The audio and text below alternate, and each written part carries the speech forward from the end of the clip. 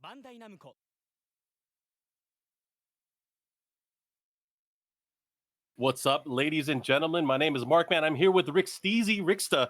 Yes, Hey, man, sir. we're going to be going into the DeLorean and traveling back in time to talk about some good old Tekken. We're going way back, I think, to 2018. Different era. Man, different era. I mean, we're going to the A though, right? And that's like one of the like the homes of Tekken, right? Especially in America. So it's like it's a good time to go back, I think.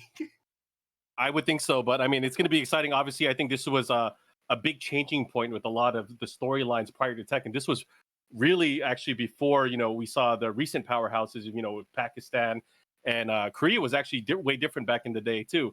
I say it back in the day like it was that long ago, but hey, everything feels that way nowadays. But hopefully you've been doing well. Hopefully you've been staying safe. There's a lot of stuff going on in this world, but I want everyone to know that obviously we still have the love and joy for Tekken that we're able to bring to the masses. So hope you guys enjoy this. And I remember I was at this event. You were at this event as well. It was crazy. And, I think this is one of the first events where we really started to see the American scene especially start to shine. And that got me so excited leading into the 2018 TWT and, of course, beyond. Yeah, and actually the other thing too was just it almost felt like it was kind of the shift of powers, and no spoilers, even though it was 2 years ago, but well, you'll see how it goes and how it plays out. But it definitely was like, wow, there's still that big of a gap between person A and person B down here, so it made it feel pretty interesting. And back then too, it was mind blowing at the time too. Now it seems like it's normal, but yeah, this was also before the resurgence of Akuma. I think at the time you were probably one of the only Akuma players that was participating throughout the TWT. So right. It's different now. It's different now, or it's definitely been different. Akuma's been through a few workshops since then. Mm-hmm. But either way, I'm excited. I mean, if you guys weren't here in the previous week, we had Tasty Steve and Rip doing a TWT throwback recap of Rev Major, but now we're here with Final Round 2018. More action. And if you guys want to join us, make sure you guys follow us on social media. There's going to be a lot of cool stuff that's going to be happening. And it's obviously not only on Twitch, we're also on YouTube, we're on Facebook. Make sure you guys follow our other social media accounts as well. At Tekken, of course, at Bandai Namco Esports as well. And you could join in on the conversation. Make sure you guys use the hashtag TWT Throwback and, toss us your best one-liners. Toss us your memories. If you're going to talk smack, do it there. Don't at me. Don't at me. I'm going to call you out on stream. I don't know what Rickstah prefers, but I prefer the hashtag. Yeah, definitely use the hashtag, especially if you're trying to request characters to come back or something. Yeah, all you guys out there asking for Jun Kazama, Kunimitsu, Christy Montero, send it to that hashtag. Don't add us on that. But either way, I'm excited. I think we should get started, yeah? Yes, sir. Man, and this was 2018. I believe this was was this the first or the second console release, or the second console version for Final Round? Oh yeah, you're right. This was the second one. So oh man, I haven't seen these guys in forever. Tasty Steve and Rip. Rip has hair pointing, just peeking out of the top of his hat. Oh, yeah. That's how long ago this was. He had hair.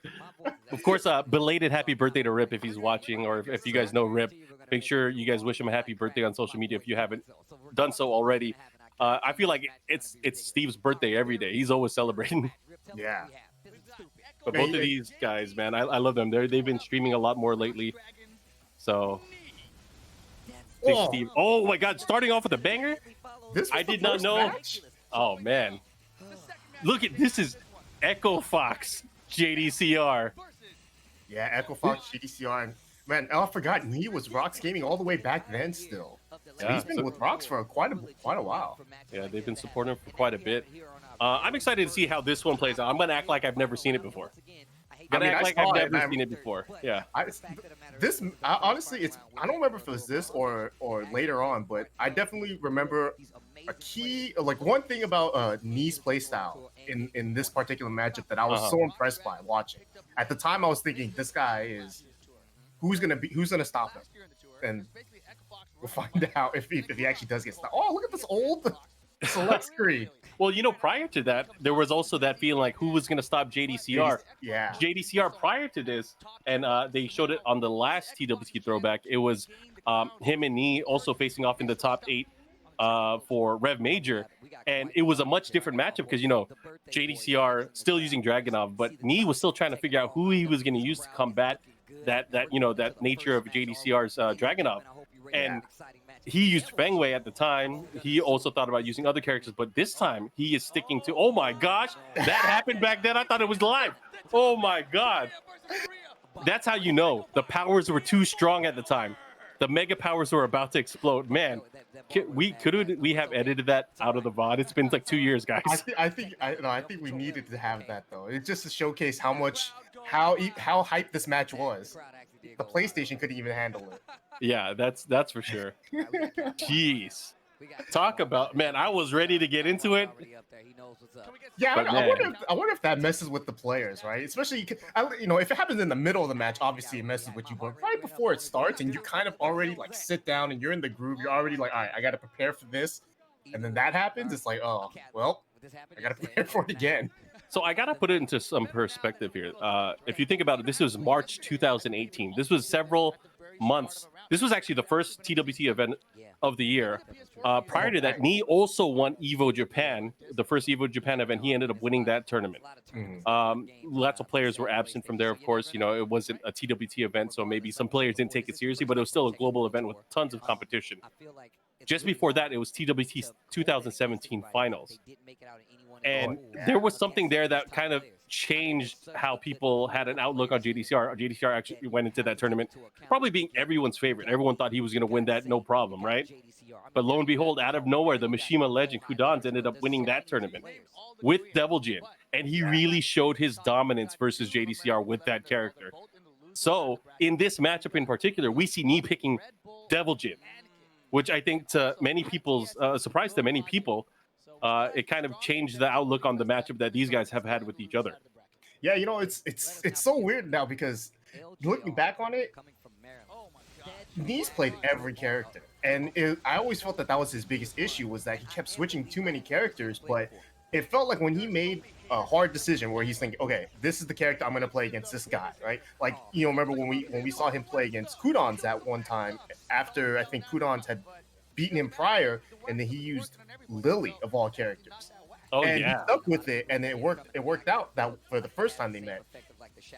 I always thought that he had a very good analysis of his opponents and choosing a character, but whenever that kind of faltered and then he had to switch, that's when I felt like he kind of crumbled, So this one, he went straight to Devil Jin, and I'm not sure if he was like playing Devil Jin a lot during this tournament, or if he was just like jumping around characters like he normally did. Because prior to this, he was using a lot of Fang, he was using Devil Jin a lot, but it just never felt like he had that, like his set characters yet. Yeah, I would say, prior to this though, there really wasn't any proof in the testing, because I mean, with Kudans, besting JDCr multiple times, not just at the finals last year. He did it at Southeast Asia Majors, he did it at other tournaments, at Taipei Major as well.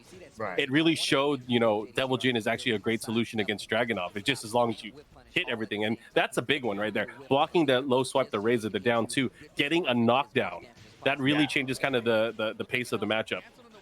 Man, that was a great wall standing two right there too. Yeah, it's crazy too, because like we never see Devil Jin nowadays either. We never see Devil Jin nowadays. I mean, Kudans still uses Devil Jin, but Kudans doesn't really go to as many events, or he didn't go to as many events in 2019. Right. Oh man, these life bars are different colors. Everything's weird. It looked like he missed the electric there. But yeah, that blocking that down two seemed to be like such the crucial play here for Nee. It felt like he was just waiting it out in certain ranges too, where he was willing to duck just to block that one move out of all moves, which feels so risky. But he's either he had a good read on the situation, or he was just willing to take that risk. Forward to back four. Oh man, yeah, that was the good stuff. I mean, aside from, he had so many tools. I mean, Devil Jin still does have a lot of tools, but I mean, got to be near the wall for all the juice now. Yeah. Man, tied up. And who would have thought that this would have been like the first match in this top 8? Completely forgot. I blocked it out of memory. Like everything, happening prior to whatever the latest version is. I completely forget. Oh, he missed the hell sweep at the wall. Big, and then look at this JDCr's pressure, his ability to just kind of control the pacing, but Knee's defense, he's ducking when he needs to duck. Yeah, that was the most impressive thing about this tournament for Knee, was that his defense to me was just incredible. Yeah, impeccable. You know, he took a lot of cues, obviously, watching this matchup, probably studying the tapes that JDCr and Kudans have played in the past, and you see a bit of, like, you know, what Kudans was kind of sniffing out towards the end of matchups. Oh, nice. Trying to control it here. Let's see what he does. Oh, and this is one of them. This is one of them. See, this is huge. Devil Jin's Rage Art, because of how instant the hitbox activates, it can interrupt a lot of things, whether it's running to, whether it's down to. It can work in some crazy situations against Dragunov, against some of his best moves. Yeah, it's like one of the supers where I feel like you rarely ever see it armored through anything. It just always ends up going through, or, you know, because he kind of does that little weird back fly and dives in, so it seems like he's crushing everything while he's going through. Yeah, he has wings, man. It's important. Not for show. All right, what's he gonna do? Oh, chopping away at the legs. He's playing cheap now. Yeah. He's playing the exact kind of way that he hates. There, you know, Knee's been on record saying that he, in the past, this is like way back in like the Tag 2 days and probably a little bit earlier, that he hates certain playstyles and, you know, people that you just poke away low all day.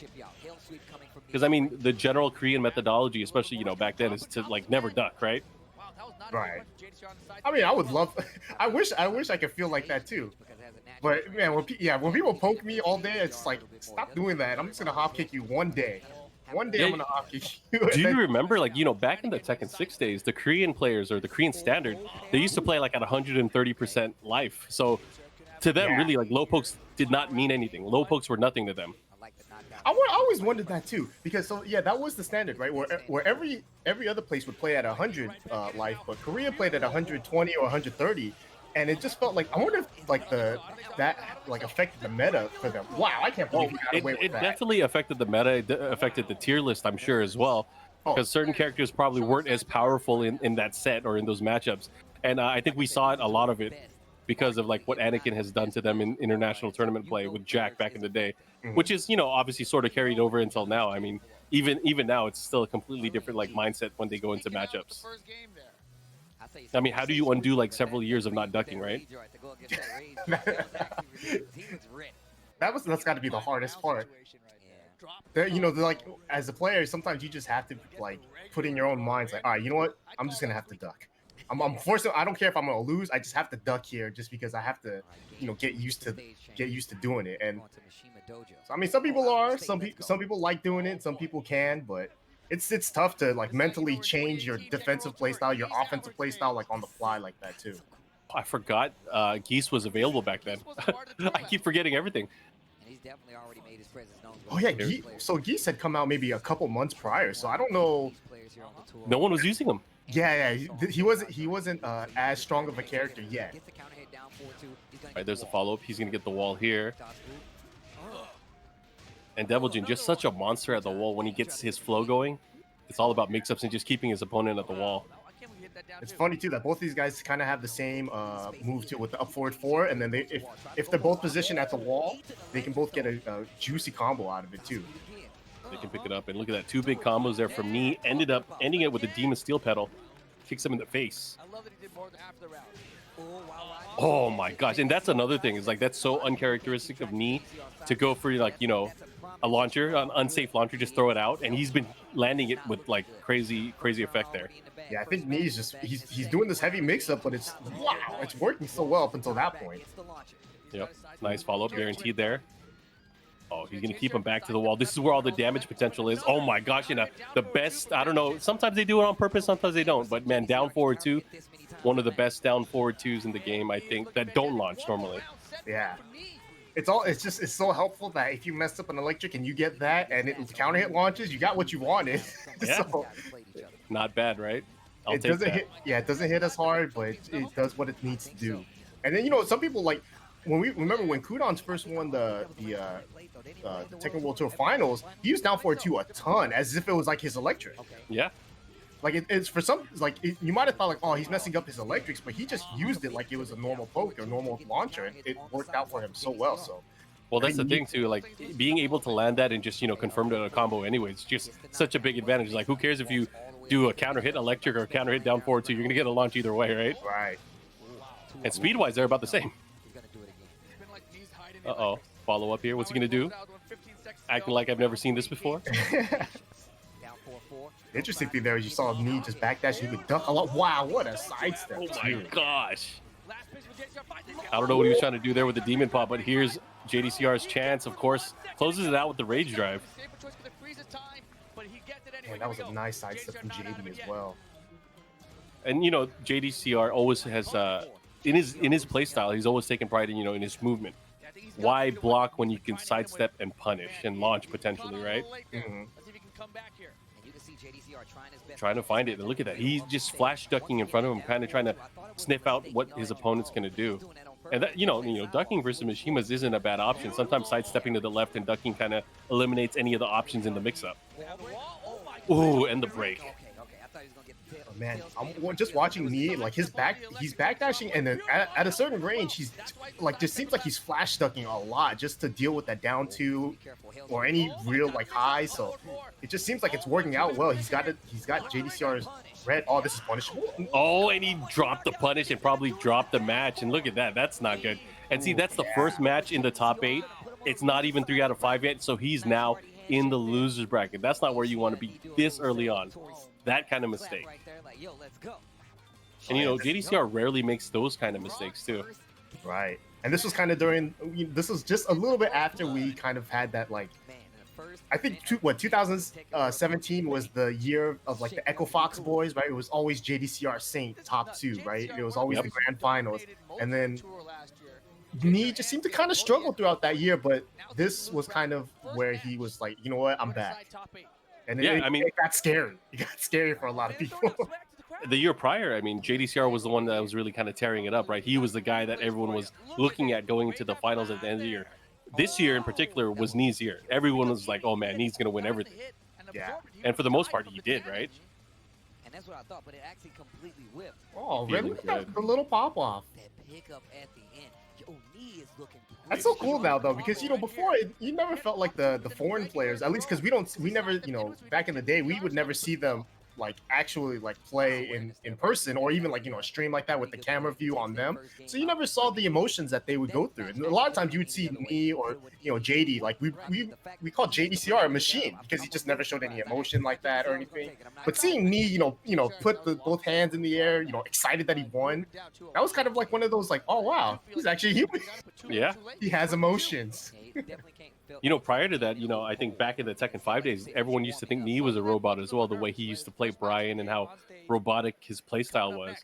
He had insane reflexes, especially when he was younger. And we're talking about like, what, 15 years ago, maybe? Yeah, Tekken 5, so like 2004, 2005. I remember when I first watched a Knee Brian video during Tekken 5, and he was like the first person that I saw use taunt like super aggressively.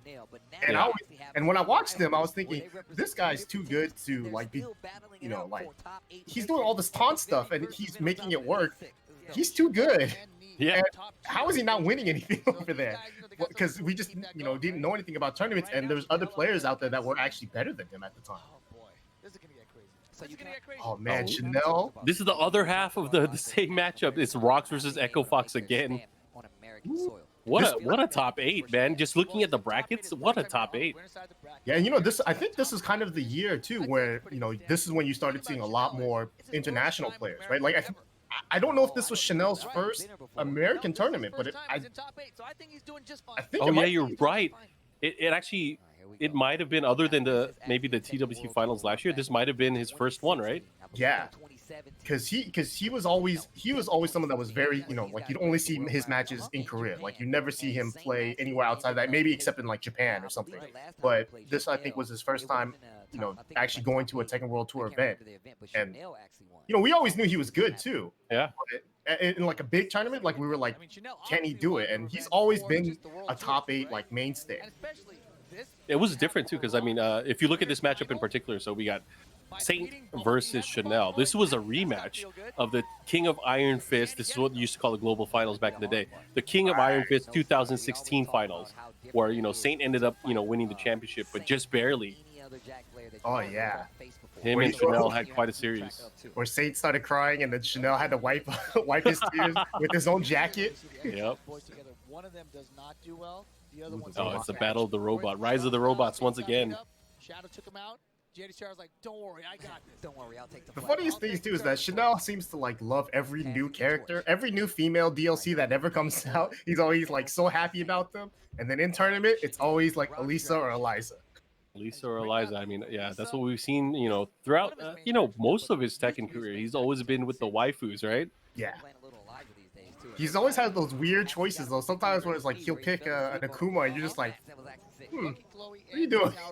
Well, that's the thing too. I think a lot of it reflects, you know, everyone knows that, you know, Chanel is a Knee's training partner, right? Yeah. So you'll see him pull out some crazy characters, and then you'd have to think like, why is he using that character? Oh, I didn't even know he uses that character.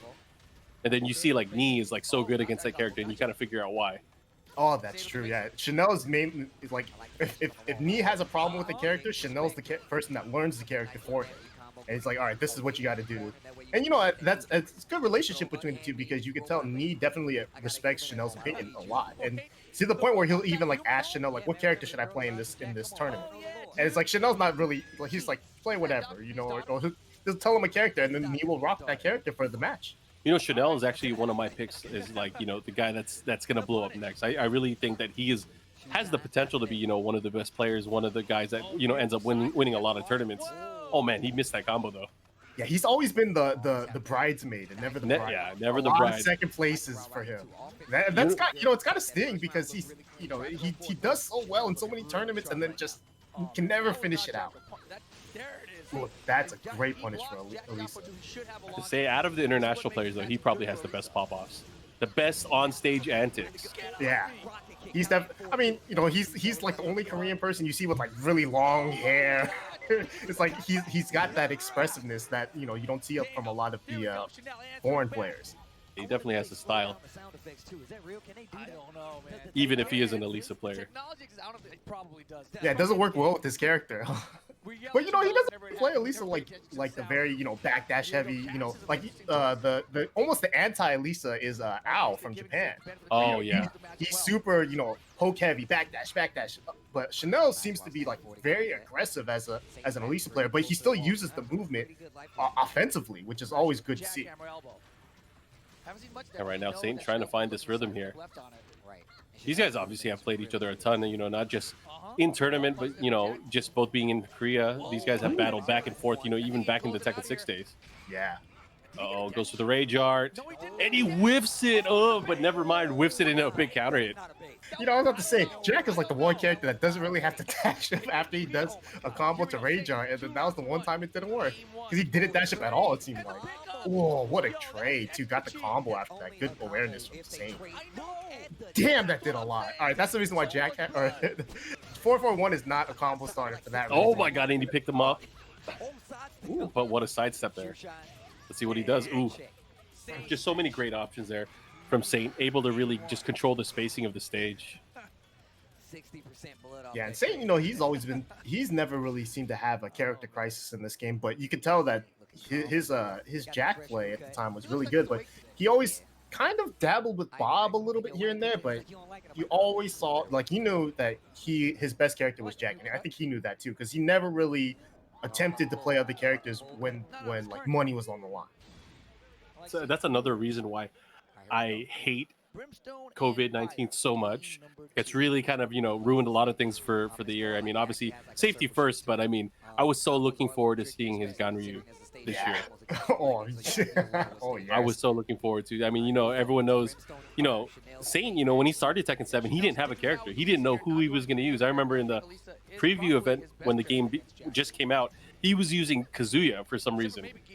Yeah, just because, you know, there was no Bob, there was no Ganryu at the time.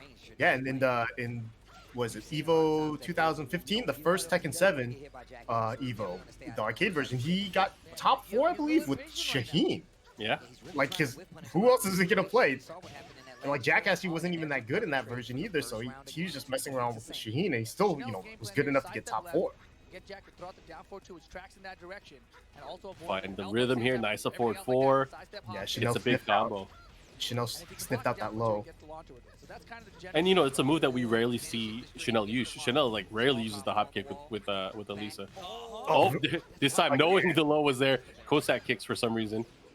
Wow, I never think that combo was gonna kill like that. I Right? don't either.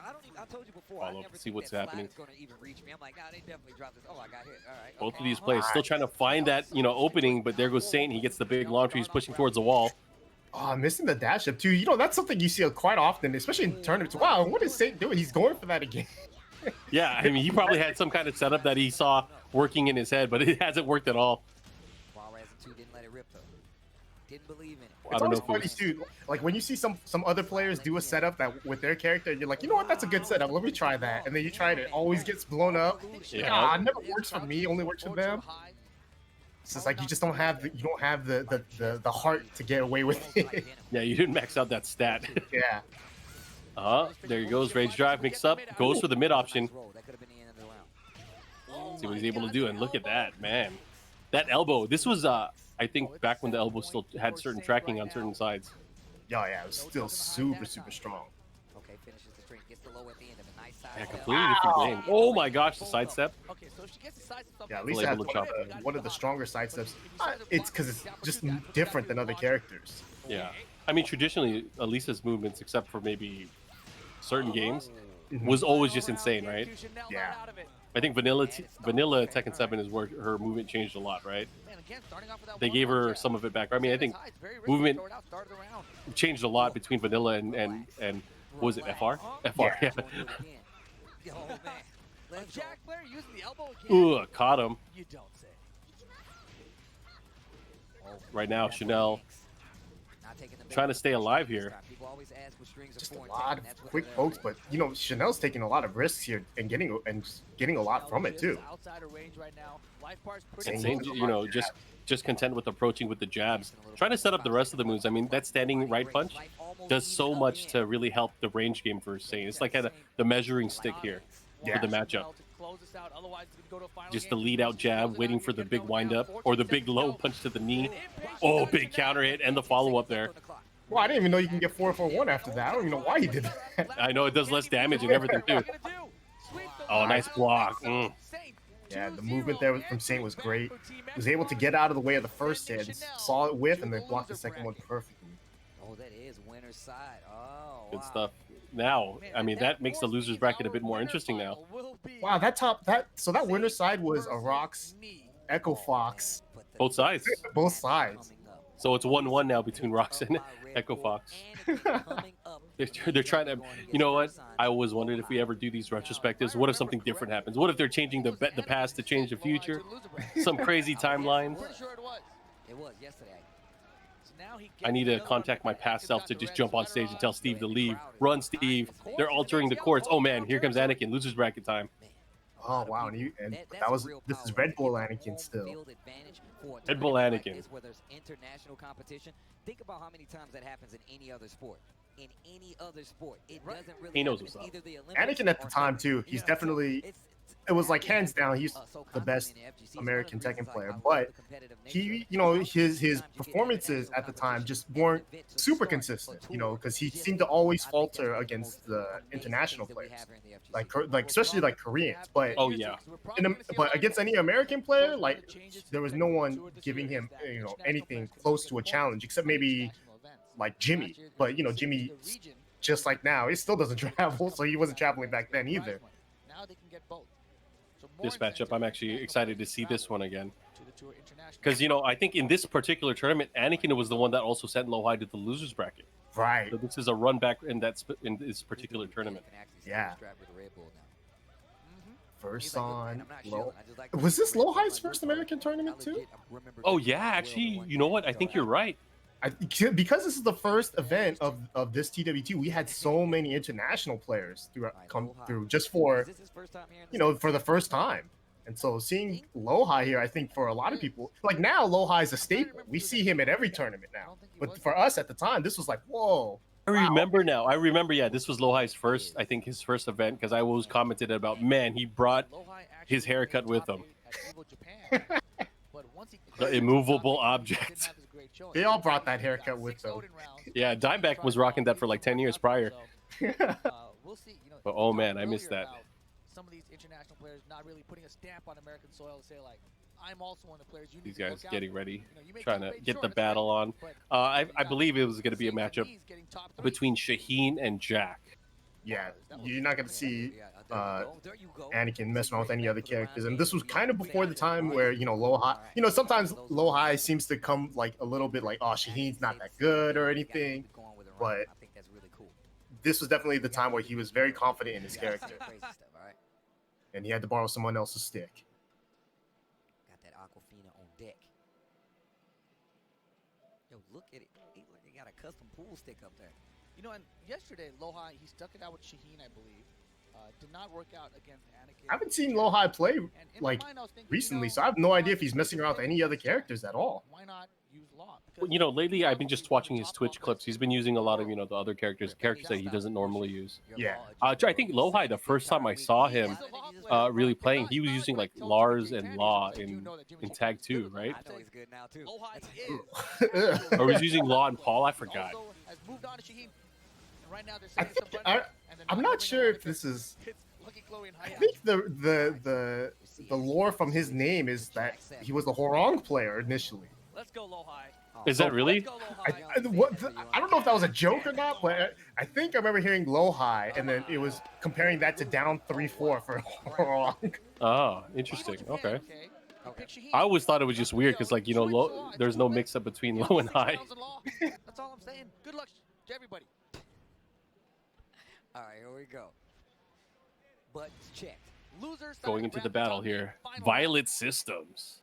Loser goes home. Shout out to everyone that's tuning in with us. I don't know if you guys have been using the hashtag or not, or if you're even in the Twitch chat, but we are glad you are enjoying this Mother's Day. Kiss your mama. Kiss your mama and tell her thanks. Wish her a happy Mother's Day. But we're going to get right into the matchup right now.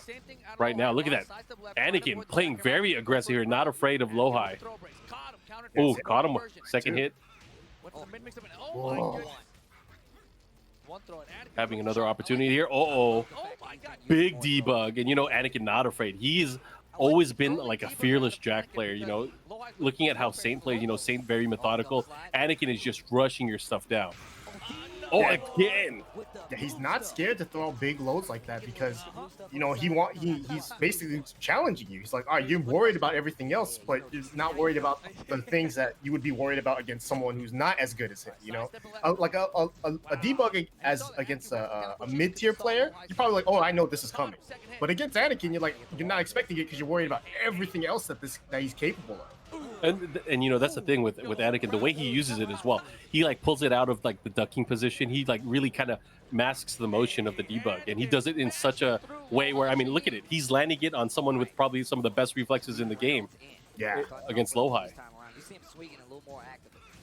Right now he's up 2 rounds here. And very fast too. Like everything's hitting now. Wow, what a low parry. And he has the wall here. This is gonna hurt big time. There's a shoulder, has him at the wall, but again, LowHigh trying to interrupt here, gets the low parry. But it's not gonna, Anakin's not gonna care about that. He's like, that's cool, you low parried me, eat this. Yeah, I mean, there's no reason. He still has to use it. And he's still going to. That's Anakin style. LowHigh does not hit confirm the raise drive. Huge opportunity for Anakin to 3-0 for game 1 here. Still waiting for this big opportunity, and it's not working out. And look at it, just the one of the things that the Korean players always talk about is the way players delay, like delay catch and stuff like that. The way they use their movement, the way they stagger their attacks. It's very different. It's so different that he had to change his arcade stick. Jeez. Jeez. The classic. Yeah. It's like the options to like let everyone know that, hey, my stick wasn't working. I had to use another stick. That's why I lost. You never know. I mean, there are players out there that use different sticks for different characters, right? There was that player Meat.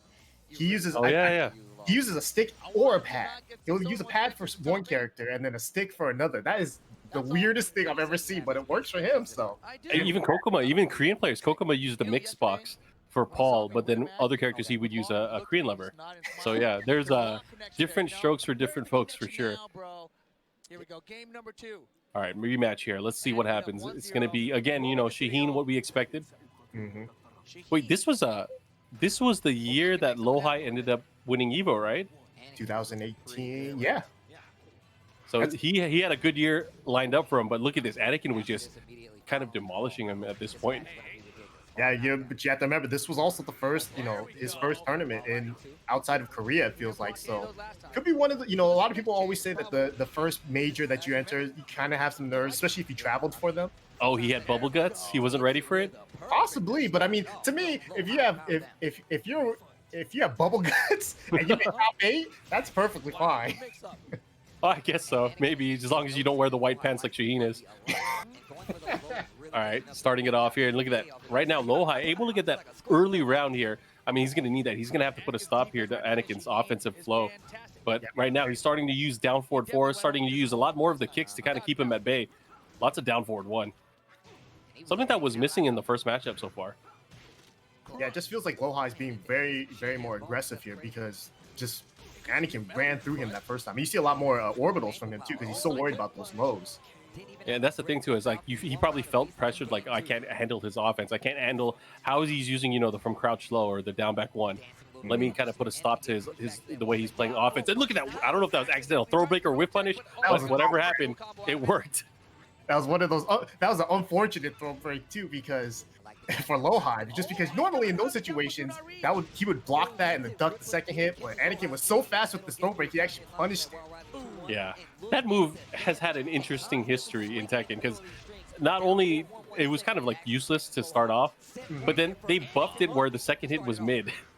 They changed it in some recent update. I'll always get hit by it. Everyone will. Everyone that's not used to it will get hit by it. I'm telling you, that mid high string from Gigas that used to be a launcher that you had to duck, and then they changed it to mid. Oh yeah. I think it took me 2 seasons to learn that. And it's such a big damage counter hit launcher that, I mean, you just like, I'm gonna duck it. Oh wait, it's mid. I'm gonna duck it anyway. Man, Anakin in 2 straight sets here, extinguishing the flame of LowHigh. Man, and it was quick too. Like, it made it seem like LowHigh was up there for about 5 minutes. Yeah, just enough for him to cut his hair. Right now, Tasty Steve and Rip obviously looking like they're having a good time.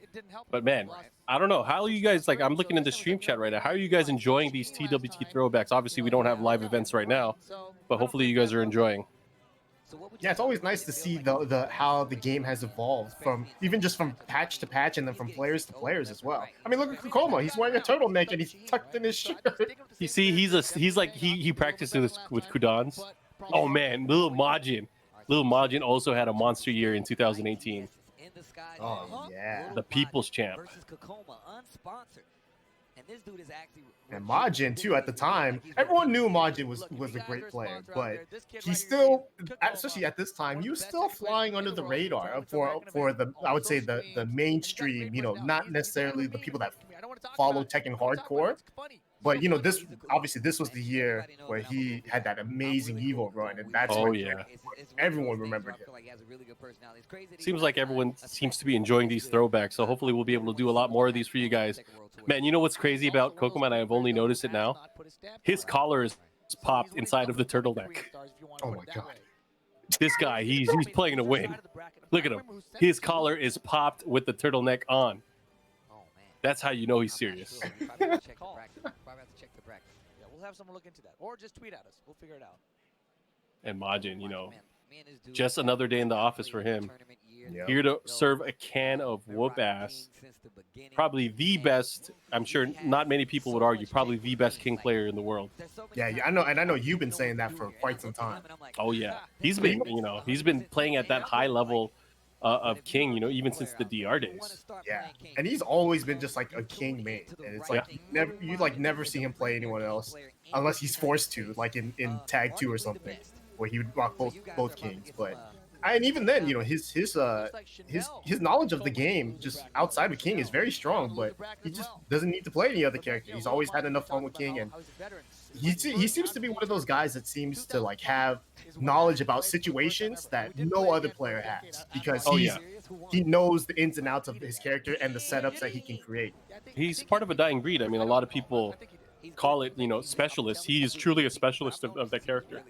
Yeah, you don't see, yeah, especially in Tekken 7 now, you definitely don't see specialists as much as you used to. But the specialists, I think, are one of the scariest people to fight against, because any situation that they put you in, they know exactly what's going to be the maximum damage, what's going to put me in the best situation to punish them.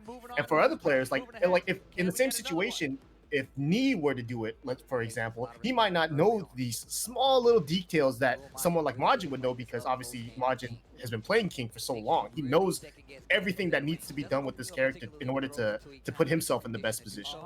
Oh yeah, and you got to think about it too. You know, Majin, one of those players that primarily travels within the U.S. He doesn't travel to international tournaments too much, but he's still able to, you know, throw it down with these international players, which says a lot for his game and, you know, the people that he plays with. Yeah, for sure. And this You is mean- one Kokoma too. We didn't know what character Kokoma was ever going to play. He was definitely a Dragunov player the majority of this time. Oh yeah, this is like he's the Korean Speed Kicks. You know, when Speed Kicks used to play a bunch of characters, Yeah. didn't know who he was gonna pick. Well, I mean, I'm sure he still does, but Oh, counter hit trade. Dang, again, back-to-back trades. I hate seeing that down two counter it. Life bar's pretty close. Nice, good block there, and then look at Majin, just stalking his prey up right now in the matchup. And that's the thing, is a lot of these players, at this year especially, the Korean players, the international players, they had no idea what they were getting into when they were fighting against Majin. yeah. You I don't think you don't know how many people even knew who he was. Yeah, I think a lot of the Korean players, because they started traveling, going to more and more North American events, or more and more Western events, I should say, they started, you know, having to study. They had to learn how to play against certain players and against certain matchups. Yeah. It was one of those things where they couldn't just get away with just talent anymore. They actually had to learn how to fight against these players. Yeah, Kokoma at this time actually was probably one of the more well-traveled Koreans, because he seemed to go to a lot of events early on before, you know, the whole Tekken World Tour really started taking off. You know, he was at the Evo before this. He went to you know, a few other tournaments, but this is when he really started to really show up at every single tournament. Oh, the follow-up here. Oh, and the back turn spring kick. Wow, that hit! He even rolled out the way too. Kokoma now kind of turning the tides here. I mean, I felt like Majin won those last few rounds, but it just came down to the clutch situation at the very end. Oh, big counter hit. Do you like that animation, or do you like the old one where he used to like pick you up all very slowly and then do that weird power, the slowest power bomb in the world? Yeah, and it doesn't really look like it. It didn't really look like it hurt. It just like clicked your back. Yeah, I think I like it, the new version, but I just kind of wish it just had like an unbreakable stun afterwards. That would have been super cool, but then again, it might be too powerful. Oh yeah. Especially with King's like combo ability nowadays. Because I mean, back in the day, King had no combos. Ooh, and Ali kicked Bombaye. Let's see what he does. Final round here, match number 1. Yeah, and Majin also. This was the first time I saw him use that backwards Jaguar step so effectively. He used it to get away from that running two so many times.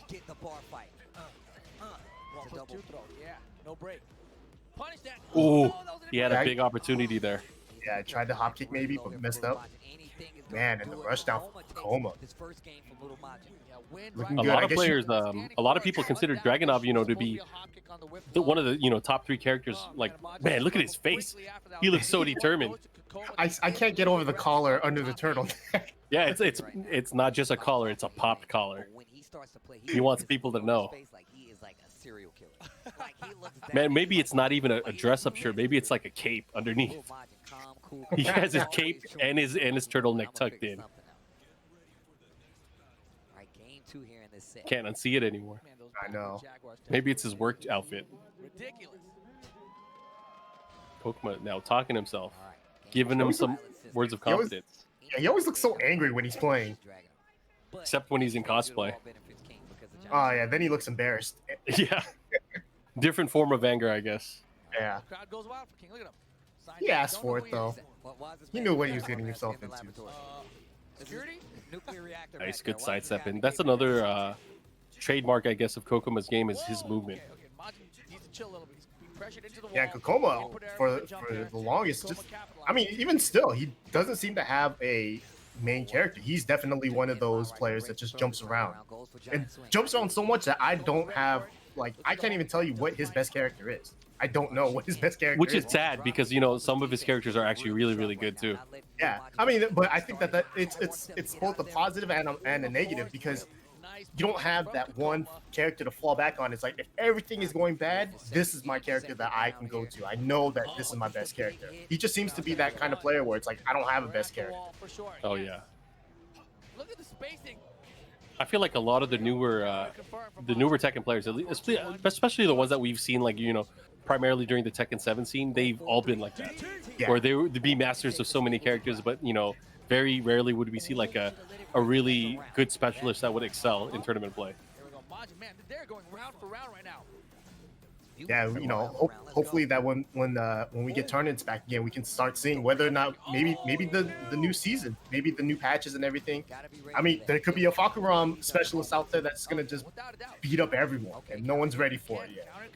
Yeah, I'm actually very excited because I know recently, at least in Pakistan, they were talking about like you know the new characters and they all rate Fakuram really highly. Yeah, But then again, you can say anything nowadays. You can't prove it yet. not yet. We'll see.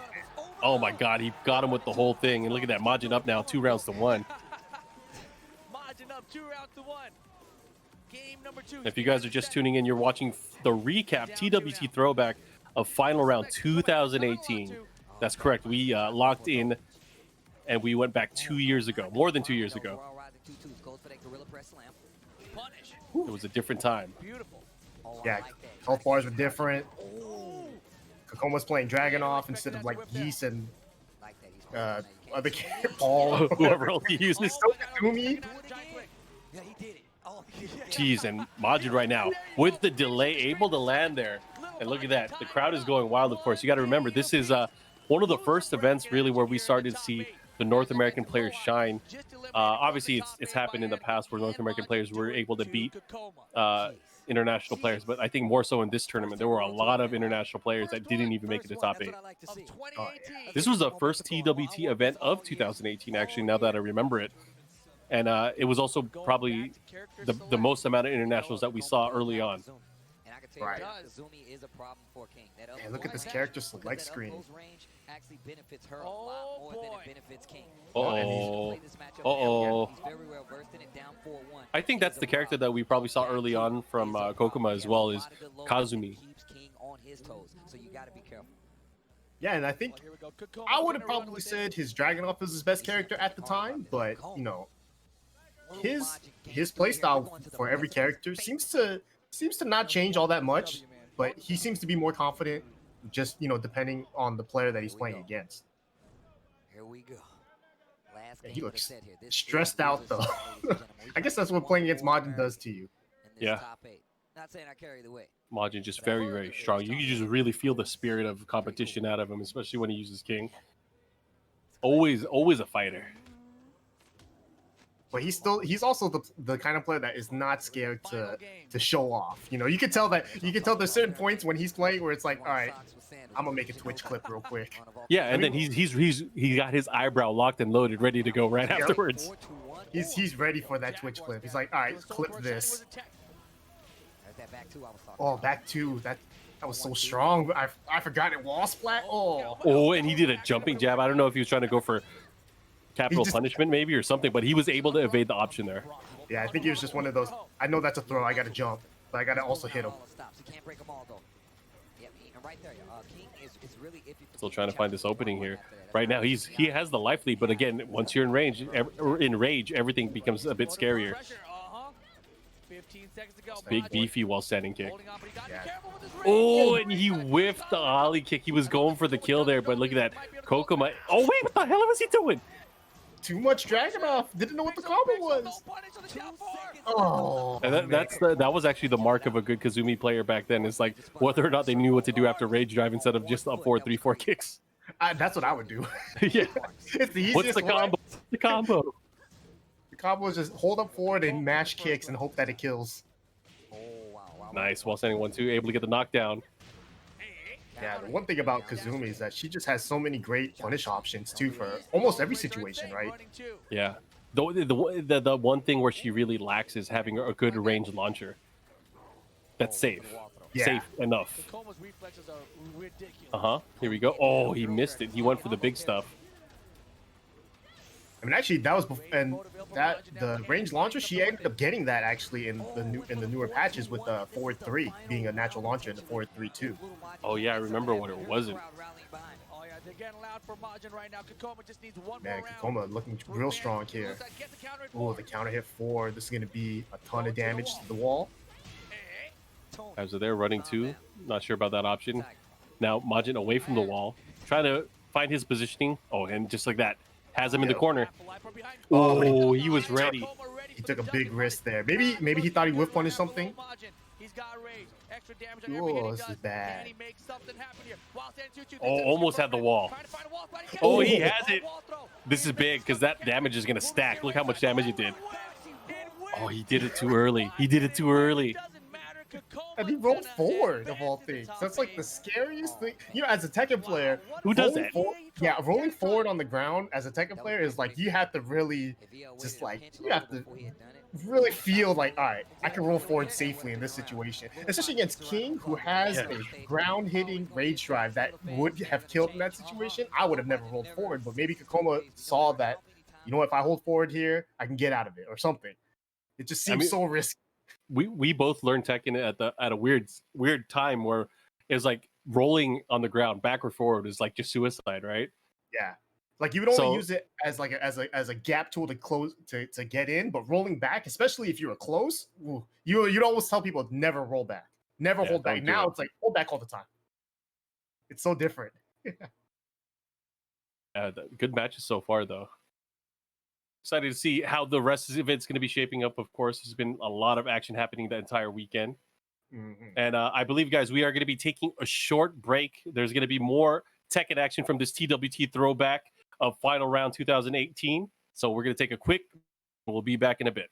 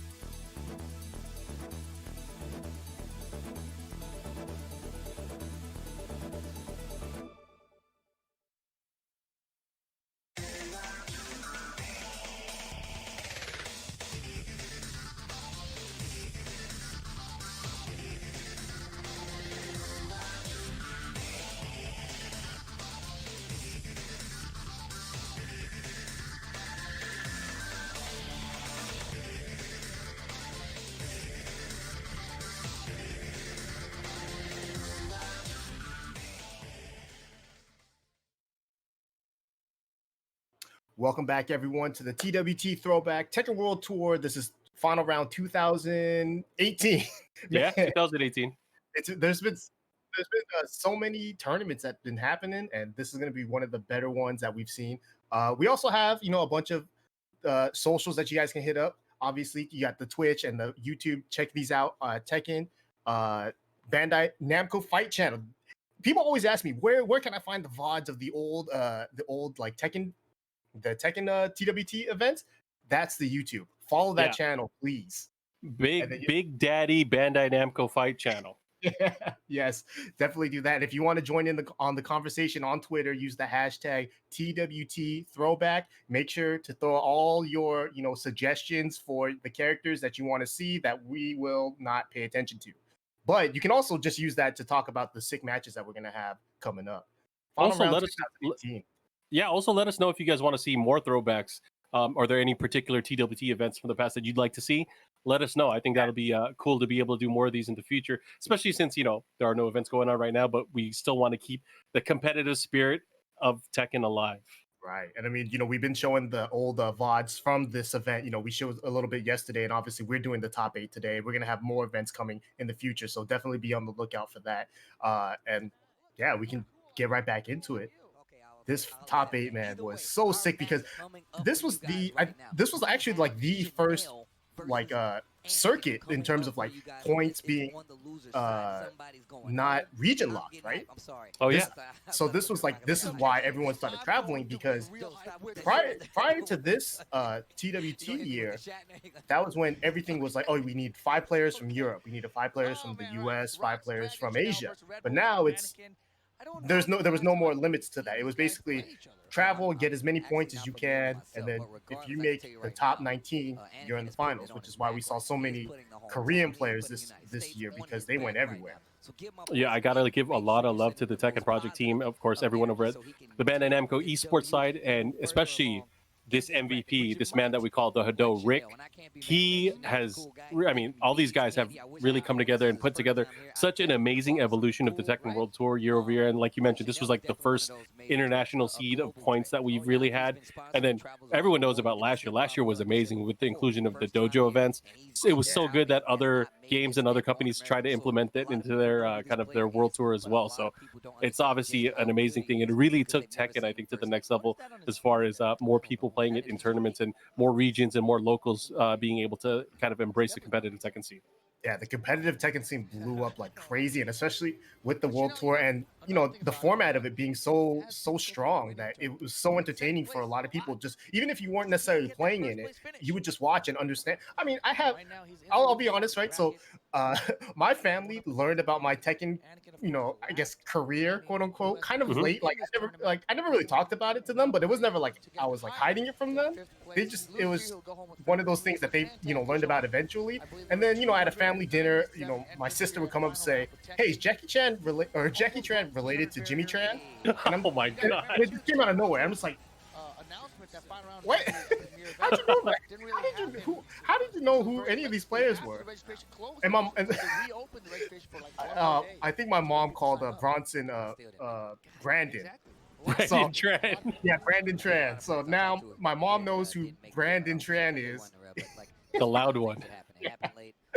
So yeah, obviously it's blown up to the point where my family has brought it up. I'm hearing commentary things at family dinners. Like my brother-in-law keeps saying "nice down forward" too randomly. That's so weird.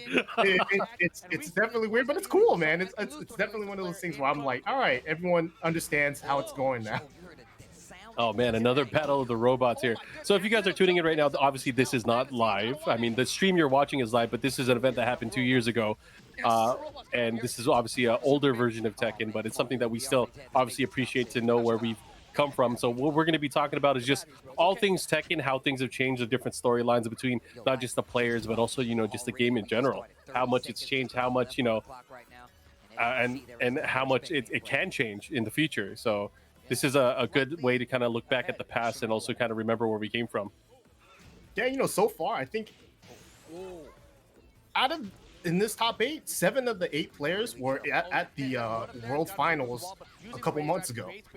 Like, I think the only player that in this top 8 that was not at the World Finals was Majin. Oh yeah, Majin. Again, this was a breakout year for him. Really, he became such a crowd favorite.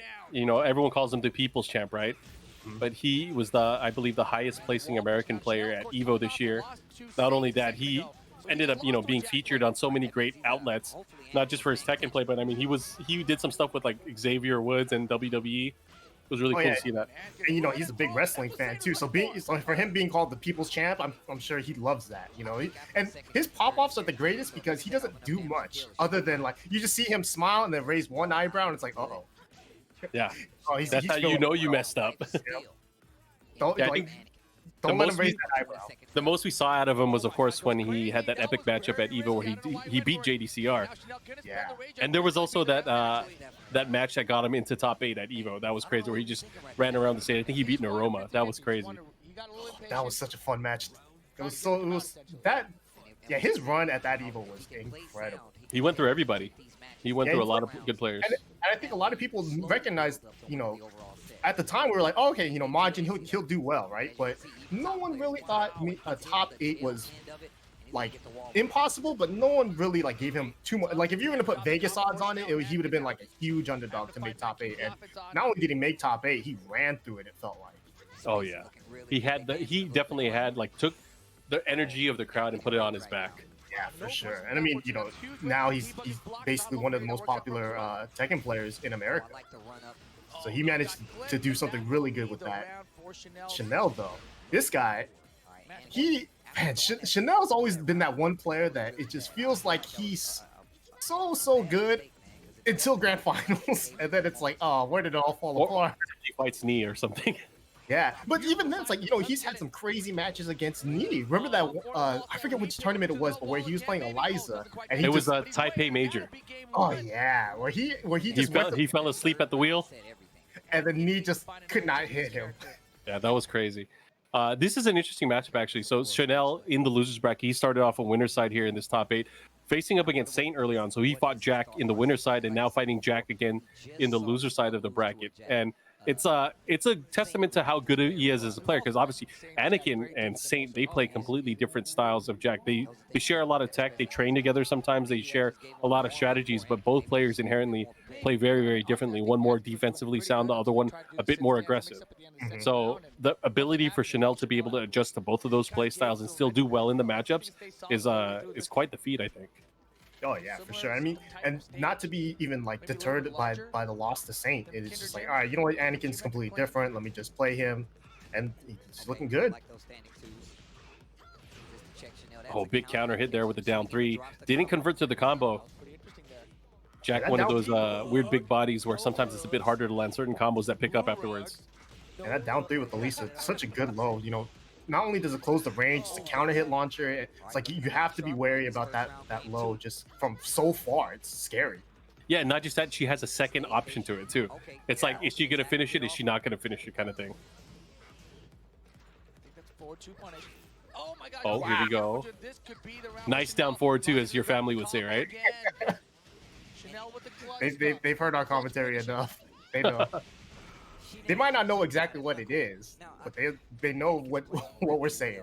Yeah, they see they'll see a hop kick, they'll be like, nice down forward too. At least they got the idea. They got the idea. And can't be mad. They're trying. Here we go. Has the wall here. Doesn't get to get the conversion, but Anakin still able to convert on the other side. Ooh. Oh. Man, he didn't even try to go for the real wall combo. He knew that he might not hit it, so he went for down back 2, which was, grounded hit, so it did a lot of damage. Nice, caught him moving. Can't move with your back to the wall. Oh my gosh. Damn, able to get all the hits, and just like that, Anakin on the verge of getting eliminated here. Yeah, it's like both of these rounds, he seemed to have some sort of control, but he would always just kind of run up and then just get a little aggressive, and Chanel was challenging him every time. All right, big opportunity for Chanel here. Oh, he gets the big launch, the follow-up here. That's going to hurt. And he gets the screw, but then he did all the cool stuff and messed up the easy part. Yeah, he made me want to close the stream just now. I'm like, what is he doing? All the cool stuff did not finish the plate. Oh, here's his chance, though. Keeps it easy. Man, Chanel making quick work of Anakin, like how Anakin made quick work with the LowHigh. I mean, Anakin managed to have the quickest matches in this top 8. yeah, Anakin, I mean, the hometown hero here, obviously, he's from Atlanta, so playing for the home crowd here, and a very admirable opening tournament for him in the 2008 season. 2018, not 2008. Oh my God, we went back too far. Yeah.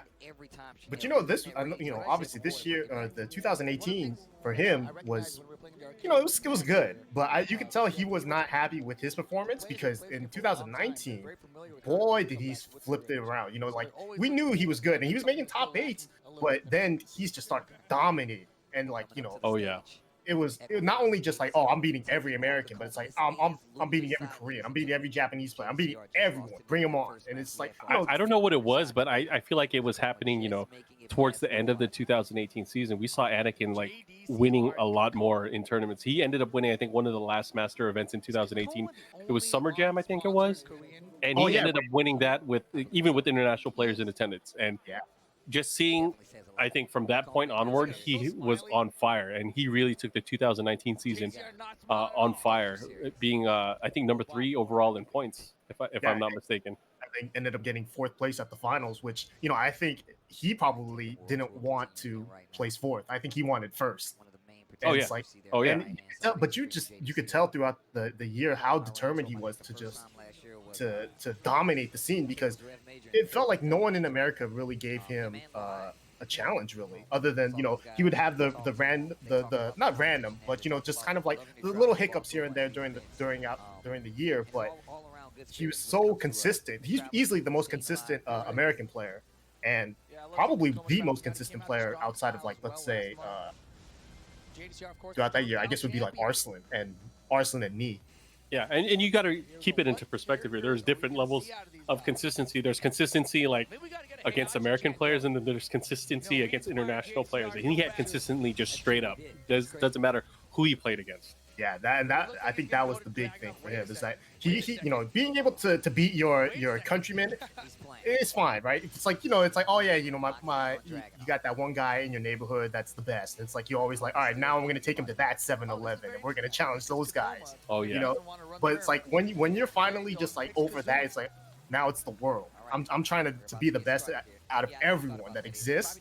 Then it's like, it's a little different. And Anakin, I think that was his goal then. It was just like, I don't care who you put in front of me, I'm beating them all. All right, going back to the other side of the losers bracket. Next matchup here, we have, I believe it's everyone's favorite collar popped turtleneck wearer. We got Kokoma. And then the JDCr. I mean, and this was the classic, one of the classic season 1 matchups, right? The Kazumi Dragunov. Kazumi Dragunov Jack.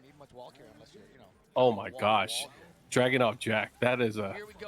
That was the Echo Fox. That's a sight for sore eyes, that matchup. Yeah, and then at the end of round season 2, everyone was like, man, you remember those days? Everyone wanted something different. I'd like to see it again just for old time's sake. I've always liked watching Jack, just because everyone plays Jack differently. Like, you don't see, like, it looks the same, obviously, because everyone's using the same tools. But, obviously, between Anakin and Saint, they use it so differently that it's interesting to me to watch. Because almost the same thing with Kazumi, but Kazumi, you see a lot more down forward ones and down back fours. That's true. She doesn't have if she had a debug or something, it might be a little bit more interesting. But I still, actually, my favorite Kazumi player is Ulsan now, just because the way he plays, like, his movement makes his character so interesting. Yeah, and one of the things I gotta say about Tekken 7, this could be a good thing or a bad thing depending on how you look at it. Tekken 7 is the first real Tekken game that really had such a big impact community-wise via social media, where opinions would run rampant between top players and impressionable influencers within the scene. We had some very concise things that people said. We also had some ridiculous things, like you have to remember certain quotes that, like, Shaheen is dead, or Kazumi is not a good character anymore, stuff like that, right? You would hear all kinds of crazy statements from players that they would swear by, but obviously the game would showcase something different.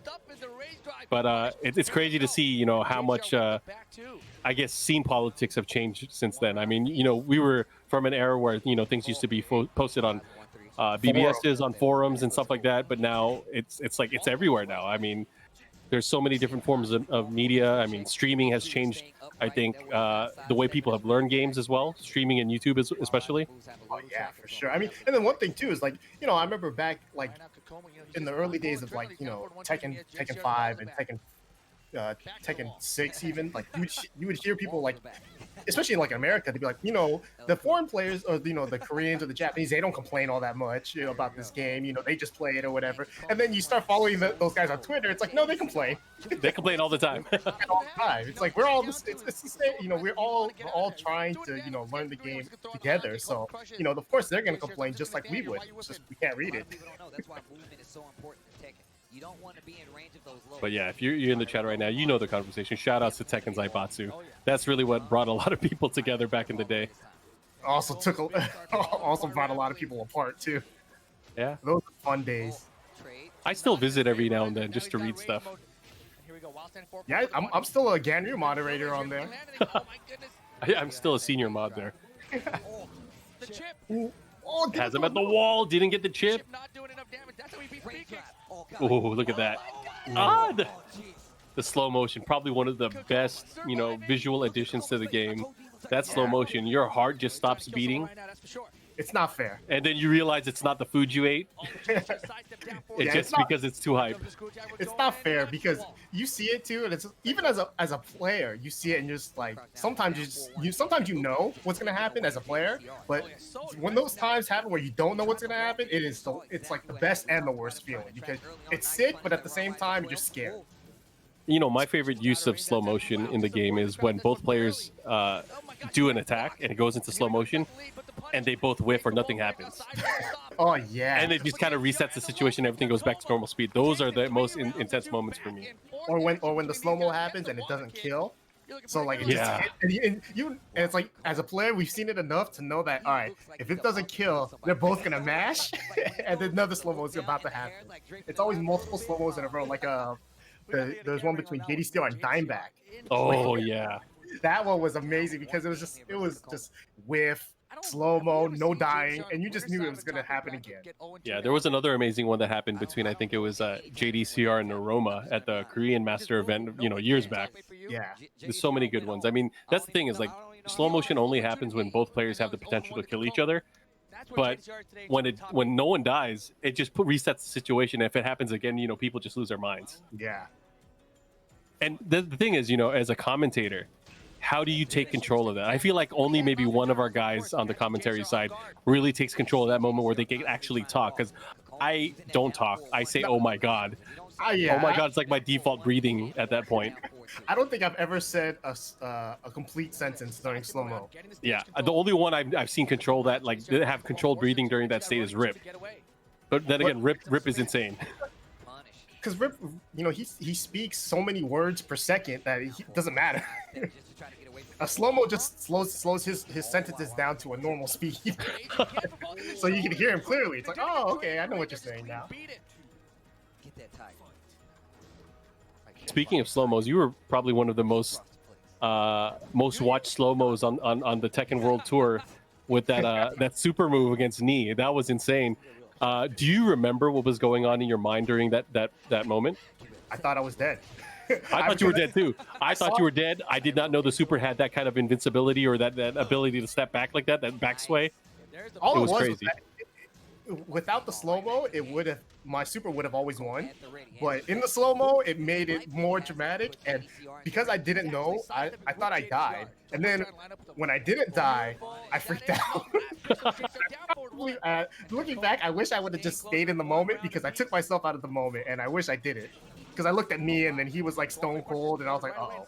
I remember leading up to that point too, there was like some question. People were like, why didn't Rickstah use his meter there? He probably could have like done way more damage and had a better chance of winning there. Oh my god, what's he doing?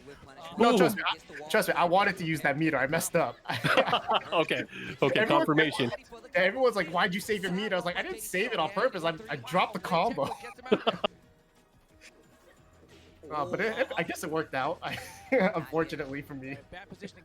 Hard to get up, but he gets up. Oh my god, that was such an unsafe get up kick. Oh, is this another slow-mo? I hope not. I'm not ready for it. Who is gonna take the lead? Ray drive is blocked. Oh, Kazumi having him at the wall. Oh my god, what a punish. That block and punish. Knowing that being on point like that too, to see what you're blocking and like, oh yeah, I can punish with the shoulder here. When sometimes you might not be able to, and that's how great JDCr is. His reaction to block and punish. Yeah, JDCr actually one of those players as well, where he can whiff punish like almost half screen sometimes with that while standing 1+2. He's like he has it locked and loaded just in case. Oh, nice. Oh, that was good. I remember, so one time JDCr came to Wednesday Night Fights, like maybe a year or two ago, and he was playing against Tom Hilfiger. And, they're just playing casual. So I'm watching because, obviously Tom, he's still, even though he's not a competitor, he's still competitive, right? Like, he wants to play the best, no matter what. And so I'm watching him play JD.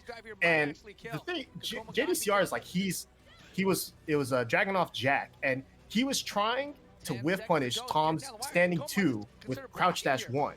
And he was close. Like he saw it whiff, and he would try it, and obviously he didn't do it fast enough, so it got blocked. But in my mind, I'm thinking, this guy is crazy. He's trying to whiff punish a jab with crouch dash 1. But I mean, it's something that he was willing to practice in that situation, and it made me just really like think about it. It's like, damn, he's trying to make every single mistake like super, he's trying to capitalize on everything. Yeah, only Mishima players would do something like that. Only Mishima players. And if you treat, obviously Dragunov's like crouch dash 1, it's not going to be as clean or as fast as like electric, but if you treat it like a whiff punish like that, where it's a safe high launcher, then yeah, you can definitely whiff punish with it, and that was definitely impressive for me to see. Oh man, you see the way he reeled back his head? He almost headbutt the floor. Yeah, Kakoma is definitely one of the more expressive Korean players in terms of like when he's losing. He's super animated. He is super animated. I think that also has to do with the whole streaming, and the tournaments. Being a personality like this, it's definitely helpful, right? Because now we see Kakoma, doing streams and cosplaying a little bit. We would have never known about him prior to this. So like, I love the fact that the players have been using this as kind of like an outlet to, expand and like showcase a little bit of their personality outside of the game. Yeah, and I'm so thankful for how much Tekken has grown viewership wise, because obviously we've had record numbers year over year. This is probably the first year where it's not going to happen just because of what's happening with events, where we've seen growth for tournament entries and viewership across the board. But man, just seeing how that's happened over 3 years, usually for games it goes down every year, right? Yeah.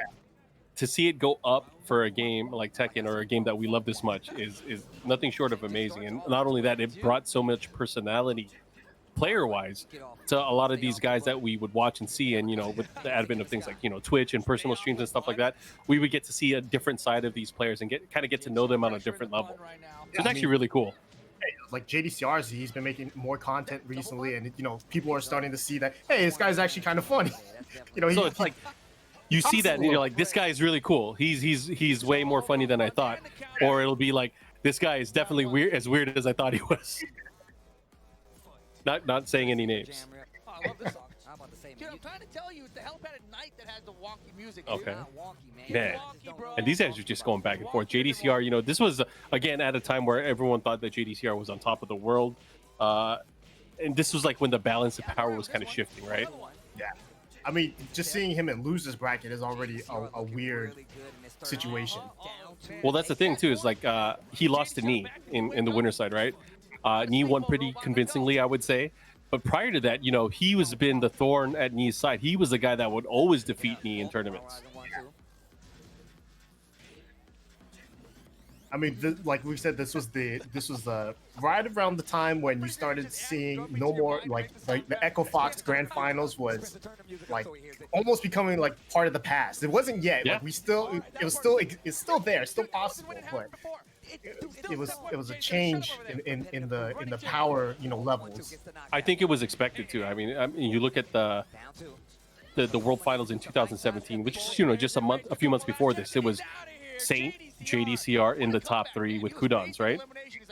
So it was pretty much Echo Fox all the way. It was kind of what everyone expected to see, an Echo Fox Grand Finals. And then it changed at Evo Japan. At Evo Japan, we saw, what did we see? We saw Rox Gaming versus Rox Gaming. We had Knee and Chanel. And everyone started thinking like, whoa, There's another important thing. We talked about this before we started the stream as well. There was an update to the game where it decreased the input latency for playing the game, right? So it helped a lot of players. I mean, Nee especially, one of the things that he's been interviewed, he's been on record to say is he felt that he could use Mishimas again in tournament play. He felt that he could be more consistent control-wise with these characters. And that's probably a big reason why he started using Devil Jin again. You just missed it, dude. You're not listening. I mean, And his like Devil Jin every other character, right? Yeah. I mean, I don't know if that had any decision to pick Lily against Kudon, but woo, it's like Desperate times call for desperate measures. when you have to go that direction, you know, you really know what's up. Yeah, all that for just being able to sidestep and kind of nullify his offense. That's crazy. That's how dedicated of a player Nee was, that he would go as far as to pick not his best character, but his best character for that situation. Yeah, and it was so funny too because you watched him play, and he did not play like any Lily player you've ever seen. He's like, you know, Lily's like when you play against, you know, a normal Lily player, it's a lot of, you know, down 4-3+4s. You got the cartwheels and whatnot. Yep. Nee's entire game was movement, couple jabs, couple pokes here, movement, and that was it. It was just like, wow, he dominated Kudons in that because Kudons didn't adjust well to not having a laser scraper track. The fact that Nee sidestepped 2 different directions against laser scraper and dodged every hit was just like, it was incredible to watch. Yeah, just to see that kind of showcase and that kind of homework that he's done, where it's like he pretty much eliminated 90% of Devil Jin's offense just by picking that character and showing that, hey, I already knew how to fight against Mishimas, but now I could fight against Mishimas better with this movement. It's insane. And then, you know, But the next time, it worked. You know, it worked like 3 times, right? It worked like the 2 times in tournament play, but the final time it did not work. Yeah, because the next time they played, Kudons adjusted and knew what Nee had to bring with that character, and we saw the adjustment. The main adjustment actually was just a lot more down force from Kudons. It was just like, all right, look, this generic low, I know you're not gonna like it because it's gonna stop you from moving, but I need to do it to stop you from moving, and that was enough to change the entire matchup. So Yeah. I love watching adaptations like that. We got Fox and Rocks, top 4. That's what we got. And you know, I think that's a big thing that I think a lot of people don't pick up on is like if you looked at the 2018 year, with Nee and Kudons kind of going back and forth with a lot of events. You know, there was that event in Poland where Nee and Kudons were both using Devil Jin against each other and just trying to battle out to see, you know, who would come out on top. And you know, Kudons was kind of edging him out. That's kind of what forced Nee to start going to the lab and kind of figure out which character should I use. I can't use Paul. I can't use Brian. I can't use Devil Jin. Who should I use in this matchup? And then at Tokyo Tekken Masters, he finally pulled it out and was able to win very, very, very convincingly. And he tried to ride that into the finals, and obviously in the finals it didn't work out as he planned. Man, Amsterdam was so good. That was a good time. That was a good time. This time he goes Paul, and I mean this has been his choice of character against Jack. Funny enough, he used Paul. He didn't use Paul against Anakin at Combo Breaker. Not initially. But it And seems that's like the this thing, too. go-to character against this Jack. Yeah, and he's had this. I mean, there's one big reason, a very, very big reason why he uses Paul in this matchup, and you guys will see it when we're in a wall stage. But other than that, you know, Paul is just such a dangerous character where he has punishes for almost every single option that Jack could pull out. And back 1-2 knocking down, that was so good. Yeah, forgot about that. Man, you know, I'm genuinely happy that there weren't that many strong Paul players during the season 1, because this character was, I've never done well against Paul in general. Shout outs to Chet Shetty. It's one of those things too, is like you look back at it, you're like, why didn't more people use this character? Yeah, I mean, but it's, you know, hindsight's always 20/20, right? Yeah. I mean, and like obviously it's also because there's so many other good characters too that you always forget. Like, okay, yeah, Paul had back 1-2, but you know, Kazumi had a counter hit down back 4 and a 1+2 that knocked down a wall splat and back 2. You know, there's so many changes that happen throughout that you always forget that, you know, some of these characters were so strong before and they're still strong. Right now, Light And look at that, just needs patience here defensively, spacing wise. He's waiting for just an opportunity for Saint to mess up. Yeah, and this is not even a walled stage either. So I feel like you would think maybe Jack would have the advantage here, but Oh, for sure. Patience here from both players. Like, Nee's one of those players too where he doesn't really break. It's very rare that he'll break either offensively or defensively. He pretty much has a game plan with or without walls. He has a game plan. And look, see, you can tell the look on Saint's face there. He's like, what am I doing? What am I getting? I'm playing his game right now. I have to be careful. Can't believe he finished that string there either. I mean, sometimes you throw out things and like the randomness, like wall standing 1+2. Yeah, why not? Just throw it out a few times. Oh, and look at this guaranteed follow-up. Oh my god. I know, right? He knocked the Yeah, why didn't anyone play this character? You even messed up the punish. Didn't even matter. This And of is course, when we like this right was here. prior to the Jimmy J Chan rule, right? This is where we had to go to random stage in between each one, right? Game 2. I think so, so. yeah. Yeah. So Saints got some adjustment. Always random. But you don't want to get too far behind in the match. And this is when you really started to see just kind of, oh man, Knee is As I mentioned, Evo Japan needs he's different. He's different than everyone else at this time. Yeah. He's down 3 rounds straight. It's kind of rough. Are we gonna get the stage? Are we gonna get a wall stage? Because I'm pretty sure this is where we first started to see it. How effective Paul could be against Jack. Man, have we seen another character from Saint to deal with Paul? I think Jack is acting pretty good against Paul. Yeah, Saint did have a Bob in his arsenal, but he never brought it out because during the World Tour. But I remember early on in this game's life when Bob first released, he used Bob for certain character matches. Like I remember him and JDCr when they played in one tournament, and both of them would play either like Saint was Jack, Bob, and JD would always play Dragunov Heihachi. And so they would and they would keep switching characters on each other because they had a good matchup. Like Saint like Jack against I think JD's Heihachi, and then they just kept switching. The Dragunov was good against Saint's Jack, but for some reason Jack's Bob was good against his Dragunov. And then they just both said screw the secondary characters. So yeah, at this point you got to think like Saint gets the first round. He's like, oh, that was easy. All I needed was walls, and then this happened. This thing happens right here. What happened? This. Oh my god, he missed it. He went for it there. Have you guys ever seen like butter melt instantly? I like the awareness here by Knee to say he wants I'm waiting for it. I mean, if you're a Paul player, there's only one reason why you play Paul. It's to do damage. To see life go away so fast. No, Nice. man. He was greedy there. Yeah, that was a very uncharacteristic debug. Damn, Anakin over here looking like Nemo. I know, right? Got the button up on. Nice. Goes for the trooper roll. Able to get the twist and shout throw. I'm just waiting for it, Ricky. I'm waiting for it. You know what I'm waiting for. He's trying.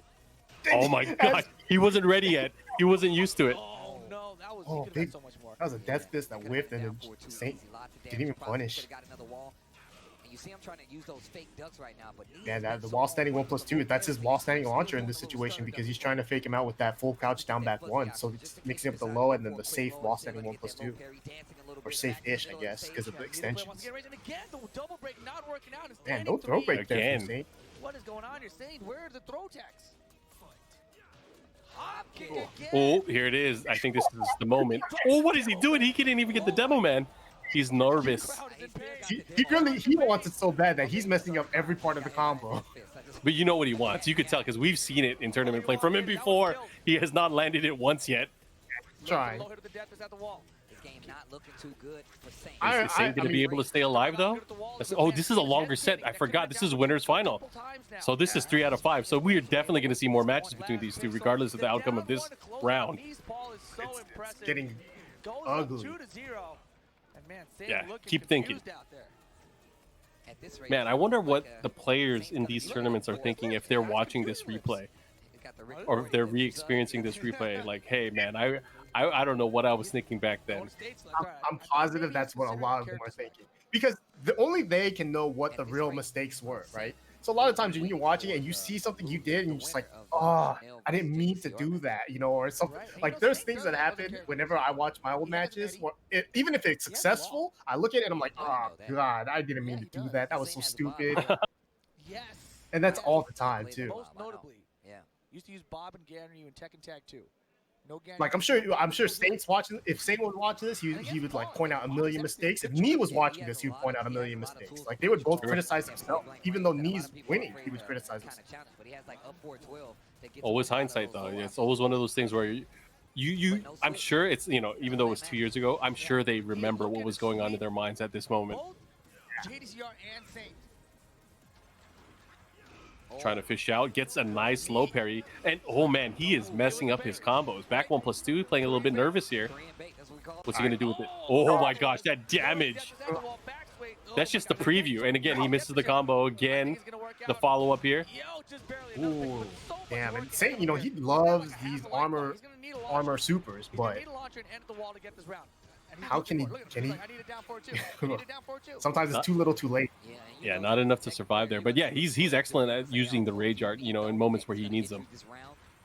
Yeah, I would say he's probably the most like I don't know, like, oh my God, that's so much damage. Did you see how low that was? I don't know if there's stats like that, but he's got to be like the most successful in terms of rage arts at the end of rounds or something for like kills. Oh yeah, just raw supers. Yeah, there's certain players that where they really make it part of their gameplay. I think LowHigh is one of them as well. Really good at clutch rage arts towards the end of rounds. Oh yeah, I mean obviously we saw one of the best ones in Thailand. Oh yeah, the rage art heard around the world. Yeah, that one was so incredible. And I think JDCr was the only one that knew it was coming. Yeah, he was saying rage art like a round ahead. Oh man, look at this. Has the rage as well.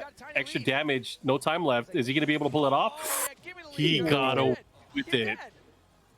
That was a great whip punish there from Saint too. But the thing is that he was trying to block a low and Nee just whiffed the mid just a little bit out of range.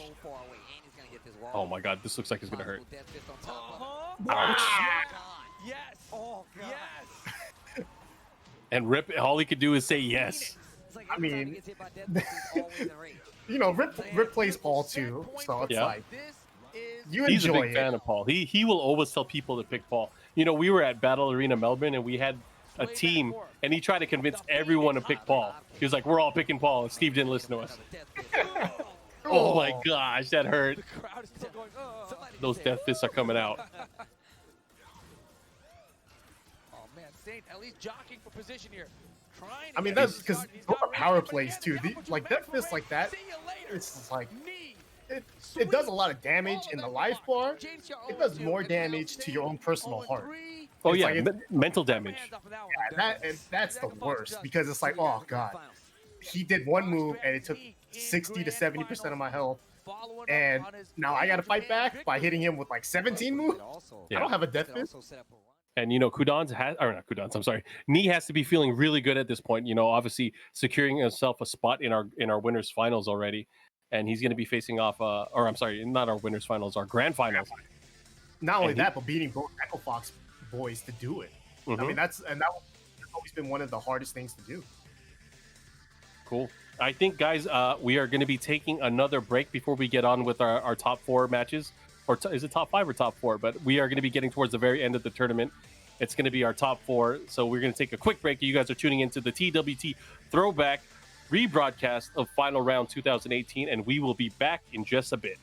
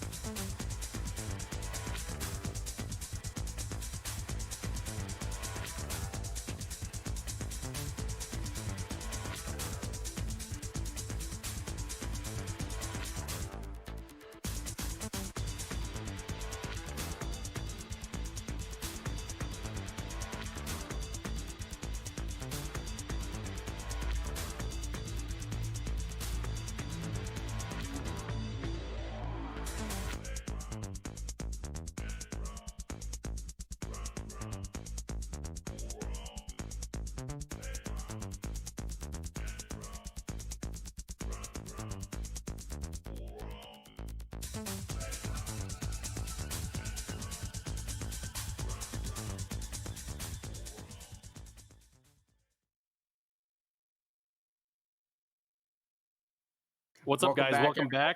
Oh, my bad. My bad. I cut I you know. off.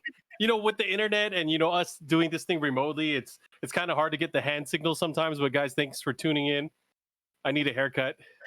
Oh man, you and me both, dude. But you're impressive because your hair always seems to be either super long or super short. I've never seen your hair like right in the middle where it's like, man, like it gets to that point where it's like I want to cut it, but I need to keep letting it grow out. I've never seen you at that point. It's always one either super short or super long. It's my body desperately fighting against the BGC clan. But either way, guys, if you guys are tuning in right now, this is the 2018 final round TWT Throwback recap episode. My name is Mark. I'm here with Rickstah, and we've been enjoying it. We're at our top 4 right now. Yeah, and man, so make these have been sure, great. Yeah, these have been so fun. I mean, last week we did Rev Major. This week we're doing final round, and hopefully we do more in the coming future. But let's let you guys know where you could be watching all this stuff and where you can be following us right now. Obviously, we're on Twitch. We're also on YouTube and Facebook, but you guys can also catch the action on Twitter as well. Make sure you also follow us online on the Tekken account and on the Bandai Namco Esports channel. And you guys can actually join in on the conversation right now. Use hashtag TWT Throwback.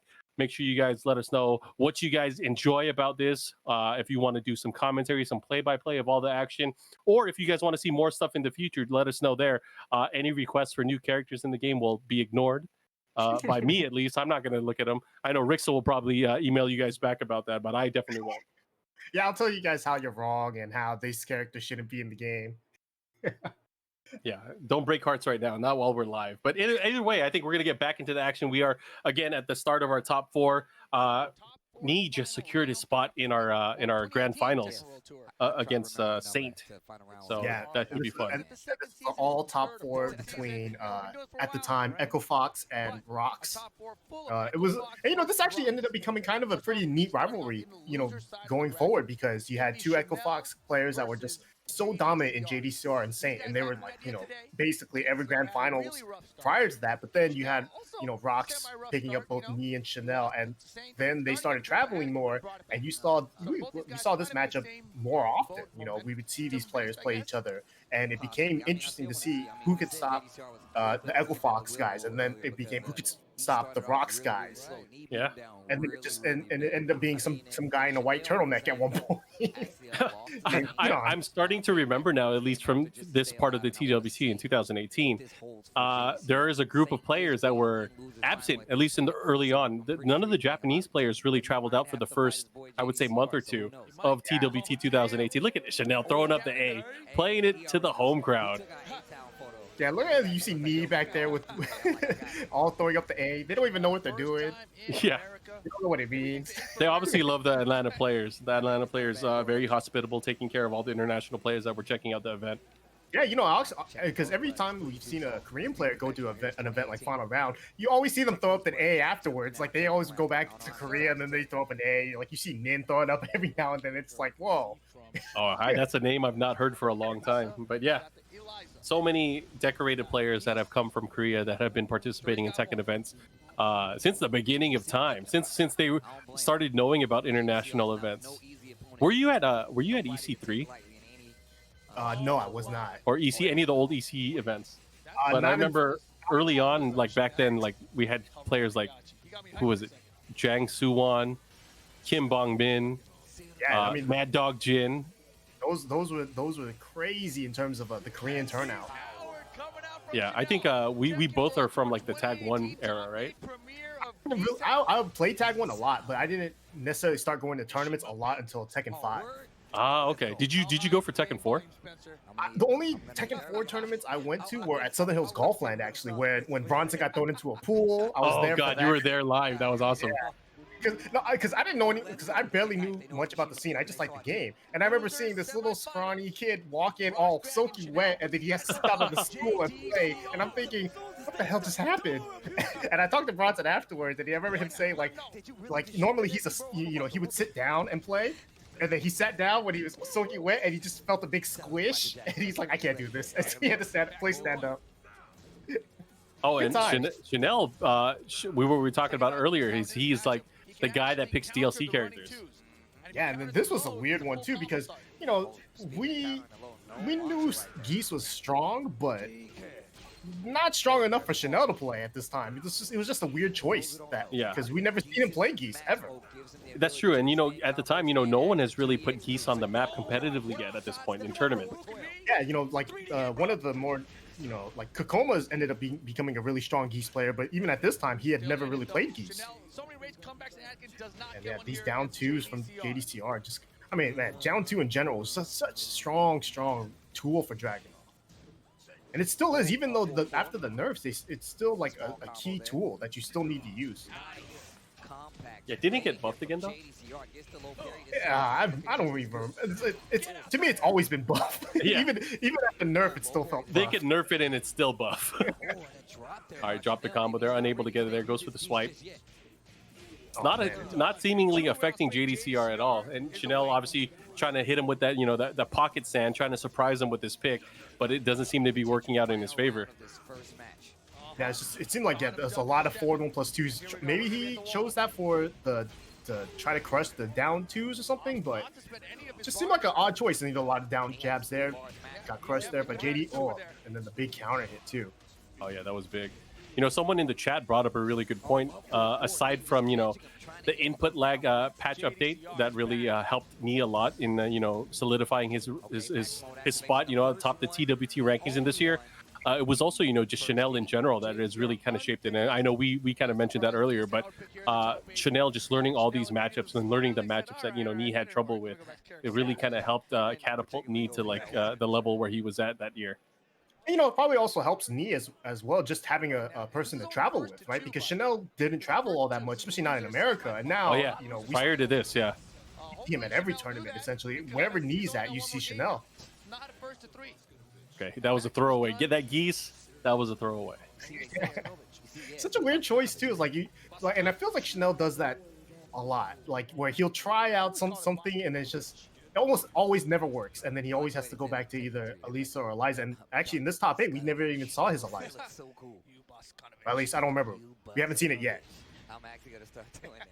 You guys won't mute me if I call somebody a Boscanovich, right? Mishima Dojo small stage, probably best for JDCr. Yeah, I mean, when it comes to just using Dragonlab and kind of utilizing his tools, I think naturally just JDCr is able to push his opponent towards the wall, just by sheer force and aggressiveness. Yeah, you could be blocking against JDCr and then you'll find yourself at the wall. It's like, well, how'd I get here? I didn't even move. Yeah, you're like, I didn't even get hit yet, but I'm already back to the wall. Caught him moving. Out the opposite way here for Chanel, but man, 2 hits and JD's like basically back in it. Man, a nice sidestep too. Yeah, that rage really helped out there. But it gets scary here. Damn. Oh my God, he had him. That was a weird angle to hit the running too as well. Oh, and he caught him counter hit. Yeah, you saw Chanel do back 1 there and it got counter hit. He thought he could just throw it out there, be safe a little bit, but that running 2 for JD has been so good, and he's so good at pulling that off in like just unpredictable ranges. Oh, again, just able to use that down 2 with such succession. He's like a surgeon. Yeah, and there's the hop kick there. Chanel just got scared of the down 2 again. Man, JD looking super strong, and this is only first 2 because it's losers semis, not losers finals yet. So. Yeah, not in top 3 yet. It's always so interesting to me because I always felt like Chanel's strongest character has always been his Elisa, but yet it never feels like he's confident in his in that choice. Like he always tends to jump around or go with Eliza. You would think, because I see him stream a lot, and he's usually in the lab testing a lot of different characters and stuff like that. He definitely practices the other characters in hopes that he could use them or probably surprise his opponents, but it never works out because maybe he just not used to them pressure wise. Yeah, it's definitely different, like playing a character for fun and then playing them in tournament, because in certain situations where it's like, okay, I need to get the kill. For the characters that how to play, it's like, oh, I know how to get the kill because I've been in this situation. But with a character that in practice mode or you play very casually, and you put that in tournament, it's like, oh, I don't know the situation. Like, what's the best thing to do here? And a lot of times it can kind of backfire. You know, someone's brought this up before in the past. It's like the element of Ultra Instinct, being able to let your body kind of do things on its own without having to think about it. I feel like because you're natural. Oh my god, that was pretty one-sided. But the ability to be able to do certain things with your character just without thinking, just intuitively, versus going like, oh, because I'm using geese, I should do this. And having that microsecond where you have to think about it, it makes a huge difference gameplay-wise. Yeah, I mean, there's times where you watch players and you can see them like you might not know what they're exactly thinking, but you see what's happening on the screen and you kind of can pinpoint like, oh, they just had a brain fart right there because they tried to do something and something else came out that was completely unexpected, and you like as a player you're just like, he tried to do this, but he didn't know what to do in that situation and he messed up. It's like one of the more telling things I heard from Jimmy actually was that he's like, I think Rip asked him one time like, hey, why do you throw out Snake Edge randomly, like on accident or whatever, right? And Jimmy would say honestly, he's like, I was trying to debate whether to do down forward 2 or down back 3, and I combined both of them and I did down forward 3. And it's like, oh, yeah, sometimes you think too fast, right? Yeah, you in your own mind, you're like, okay, I got to do this or this, and then it's like you combine both of them, and it fuses into the worst possible outcome. It gives us some insight, right? It's either well, you can tell he thinks of things mathematically. Then that's great. Actually, looking at this top 3 now, so we're now at our top 3 of the tournament, guys. This is our losers finals. We got JDCr and Saint going up against Knee, and this is very much like what we saw for the TWT 2017 finals, where it was also JDCr and Saint going up against Kudans. So it was the old Korean guard versus the newer Korean guard, so to speak. We got a whole year. I heard there's like it's almost interesting to think of JDCr as like a new school-ish player, even though he's been around for a long time too. Like I remember I was watching some old Japanese, I think SBO videos, like where he was. First of all, they didn't even know his name. They called him JOCR because they translated the D, and he was playing Raven. Yeah, he was playing Raven back in Tekken 5, right? Yeah. It's so weird to see that character in Tekken 5 because I didn't really mess around with Raven all that much, but I played Master Raven in Tekken 7, and seeing Raven in 5 do the same moves, I didn't even know exist. I didn't even know existed back then. And I'm just like, wow, it's crazy. But the combos are so weird for Raven back then. Yeah, obviously both of these players played the game, competitively, but they didn't really excel or like, I guess, get on the international stage of these games until more around Tekken 6, where both of these players obviously really started to shine. Yeah, Saint, I believe Saint's first international tournament might have been Strong Style 4? Strong Style, the Tag 2 one. Yep. And that was the first time we saw him, and I was so happy to see him there, obviously, as a Ganryu player. But JD, he's always been... I can't even remember what the first tournament we saw JD at. I think it was one of the MLGs, like way back in like Tekken 6. I want to beat everybody. Look, come on. He was an Armor King player. That's the weirdest part. I forget, you remember JDCr as an Armor King player? Even in Tekken 7, it's weird. The classic. This is the classic match that we all know and love. You want to be the person that wins. If there's one matchup that you can point at for being a season 1 matchup, is Jack versus Dragunov. I feel like this is a forever matchup now. It's ingrained in people's minds, whether it's positive or negative. It's one of those things where, it's prefaced with that quote, you hate to see it, or you love to see it, either one. But I mean, that just goes to show you how dominant both JDCr and Saint were with this game when it first came out. Right. I mean, to me, this is the season 1 matchup. Season 2, I think the season 2 matchup would be like Geese and Kazumi or something like that, right? Although season 2 was definitely like Geese and Kazumi, you would always see in maybe not against each other, but you would always see them in the top 3. Yeah, for sure. Oh, he went for a crouching grab. Maybe was he trying to snuff out a down 2? Because they would have grabbed it right out of there. And again, you guys got to remember, the way these guys play each other in matches against each other is way different against how they would play against other people, because these guys know each other so well. He gets the big follow-up there with the Megaton upper, the blue stuff. Yeah, right there. You have not seen in this entire set Saint do forward 4-2, or in this entire tournament he has never done forward 4-2 at all, and then against JDCr he did it twice in a row. Just like, you know what, I know. when you play each other, when you play, you know, you have a training partner or something like that, where you play them so much, the match ends up becoming like just so weird that it's hard for other people to comprehend what's going on because they're not in, you know, the mindset of these two players, so they don't know exactly what they're thinking. Oh, the follow-up. He keeps him by the wall, just waiting to let it rock. Oh, man. Tried to get the trade there. Almost. Still got it. The back three still hit grounded, though, so still combo. You're going to get 3 rounds straight. JDCr's been on Terry. He just had like 6 rounds straight himself. Still waiting for that opening here. Is he going to go for the debug? No, he gets him on the noggin. With that move, that jackhammer, such a terrorizing move. Yeah. It's my time. You're gonna let me pull the Good old Echo Fox. Wait, is he going to character? I always like JDCr's thinking pose, where it's just like a head tilt and then the look up. That's it. That's all he does. And then he ends up doing the same thing, picking the same character. Yeah. My favorite is when, you know, people try to egg him on to pick Heihachi and he's telling everyone to shut up. That is my favorite form of JDCr emotion. Yeah, before he would do it, and now he just tells people to shut up. And like he has the power now. He's like, all right, listen. I know English. You guys need to shut up over there. I've never seen that, but I will say I saw him. I don't know though. He might be. I mean, we might see more Heihachi from him. You know, in the coming tournaments when we start getting tournaments back up and running. He did put out a video recently of his favorite Mishima being Heihachi, obviously, and you know, you can tell he really does enjoy playing the character. It's just whether or not he feels confident in that character in tournament. You know, I think a big part of it is now with Mishimas, you know, just their Electric Wind God Fist being harder to whiff punish again, or more, the recovery is more like, you know, classic Tekkens. I think that's a big thing for a lot of players to just be able to use that move as more of a poking tool now. Crouch though, he tried for it again.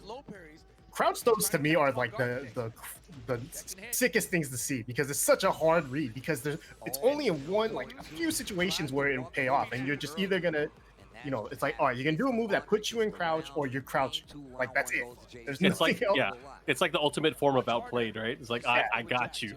It's the hardest. It's like, to me, it's like one of the hardest reads outside under that strictly counters only like a right punch or something. Ooh, gets him with the wall rising one.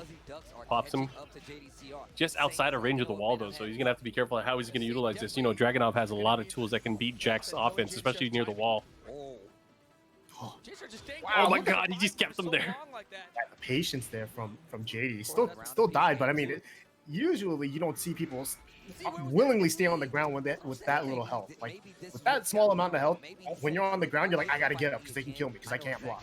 And that right there was just classic JDCr, the sidestep into the launch, making sure he maximizes the offense there. And that's, again, just a testament to how he plays his Tekken game. Is like, why would I block that, you know, the down back one and just go for a weak punish when I could just launch you?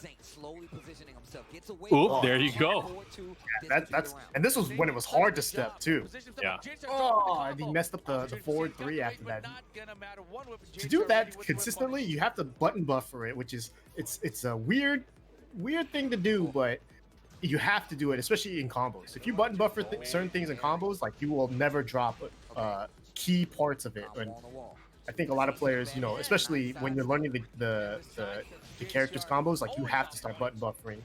Yeah, in order just to eliminate any option of it not landing or getting that other move instead. Yeah, JD, even though he lost one round, that was a beatdown. Super quick. And now the Saint's thinking face, which doesn't look like a thinking face at all. He kind of does the same thing, but it's a lot more like, it's a lot more, you know, just kind of stares at the screen, I think. His thinking face is way more intense when he has, you know, like the facial hair and the long hair. You remember there was that time where Saint kind of disappeared and went into the mountains to train, right?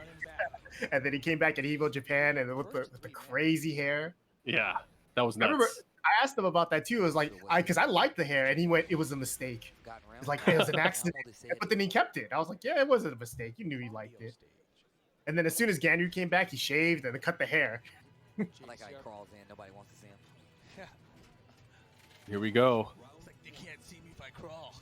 It's all tied up between these two. These guys, no stranger to each other. Obviously, yeah.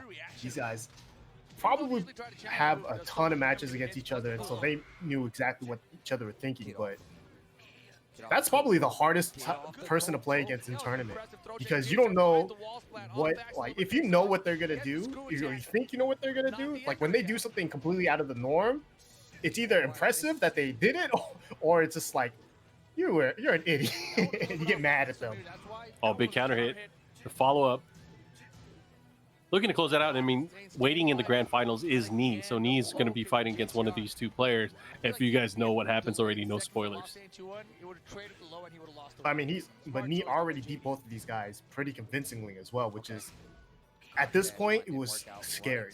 It was scary for us all to see, because before that, Knee was, Knee was good, but we didn't know. It's almost like you forgot how dominant he was beforehand. It's crazy, and this analogy, and I don't know if it's a hot analogy or it's a weird take, but if you think about it, like Knee at the point where where JDCr and Saint were kind of dominating, everyone was just especially on the commentary desk, we would be like, oh, it's the old legend. He was so good at all the older Tekken games. We were treating him like Michael Jordan on the Washington Wizards, right? Yeah. But then Knee came back like out of nowhere and started becoming like the fierce best player on earth again during this season. It was crazy, like how he changed from that point where he was like, the old legend, and now he is that dude again. Yeah, it was scary almost, because talking about him like then, you still talked about him almost like in past tense, like he would never be the player he was, because he was struggling so much. And he was always good. It was just he just got better, which is scary. How do you get better when you're already that good? I mean, there's a lot of things that probably went in his favor. Ended up really cementing his legacy and his status. And the thing is, he did it his way too, where he just used a bunch of different characters. Yeah, and that's always been. I kind of wish that he still had like one main character, right? Or one character where he's always like, this is going to be the character that I am most confident with, that I'll play against everyone that I don't have a plan for or something. But he never seems, he just seems to kind of go with the flow, and he doesn't have a main character anymore, which is impressive and kind of sad at the same time. Because I want to see his Brian again, but that seems like kind of a long time ago. Yeah, a long time ago in a galaxy far, far away. And oh man, Infinite Azure, or not the Infinite Azure. What is the stage? Arctic Snowfall. Arctic Snowfall. They're the same thing to me. They're both the same. Just one's cold. This stage song always reminds me of Season 1. Because you heard this song a ton. There was something weird in the game where this would always get picked on random select. There was something in that air. I think there was one event where we were in Poland and we got the stage like 5 out of 6 times. It was crazy. Yeah, the random select now is it feels more balanced, although you do I think you still get infinite stages more often. Yeah, it's kind of at a more balanced rate to walled stages. But hey, what is the rate? Do you know the rate of getting a wall-less stage versus a walled stage in random? You mean my answer? I know your answer. Okay. I'm sure everyone in the chat will disagree with me though, but I think it's 50-50. There's a 50-50 chance. I think it's true. It's true, and the reason I say it's a 50-50 chance, even though there's obviously, only 3 stages with no walls, right? Or 3 or 4 stages with no walls, it's still 50-50, and I say that because you either get walls or you don't. It's yes or no. That's where patience comes in, man. 60-second rounds here in Tekken. Don't make me get the stats. So if it gets down to the wire, you might just want to stop moving. Right now, Saint trying to fight back. He wants to even it up. Oh man. Oh, the easy combo too.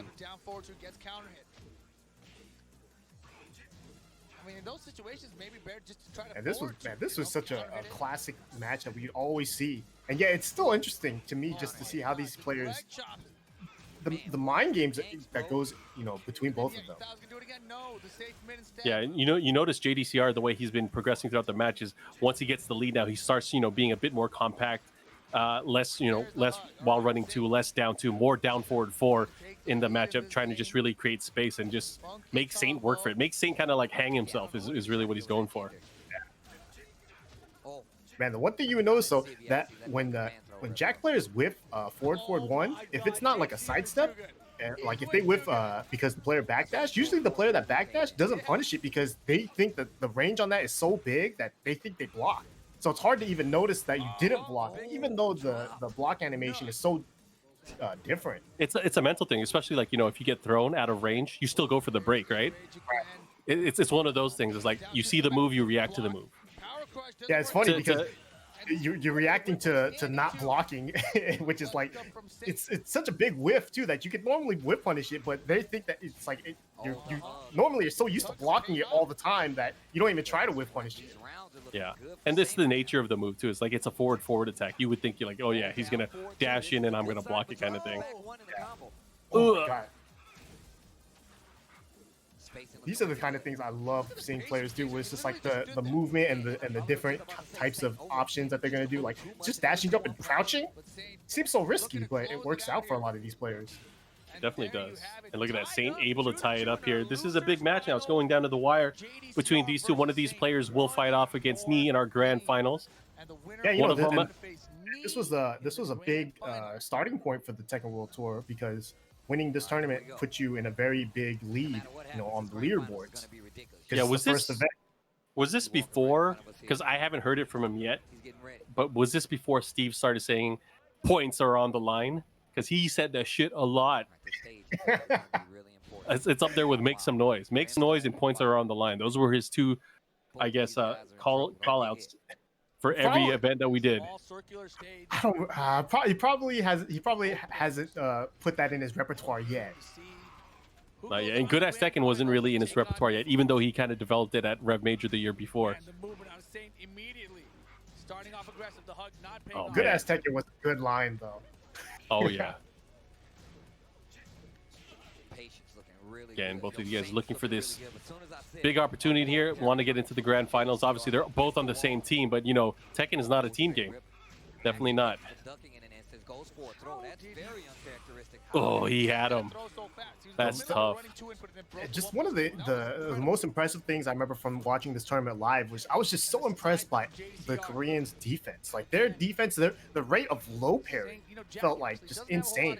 I didn't know why they would low parry so much, but you know, if you're low parrying a lot, obviously it's working because you can't whiff a low parry.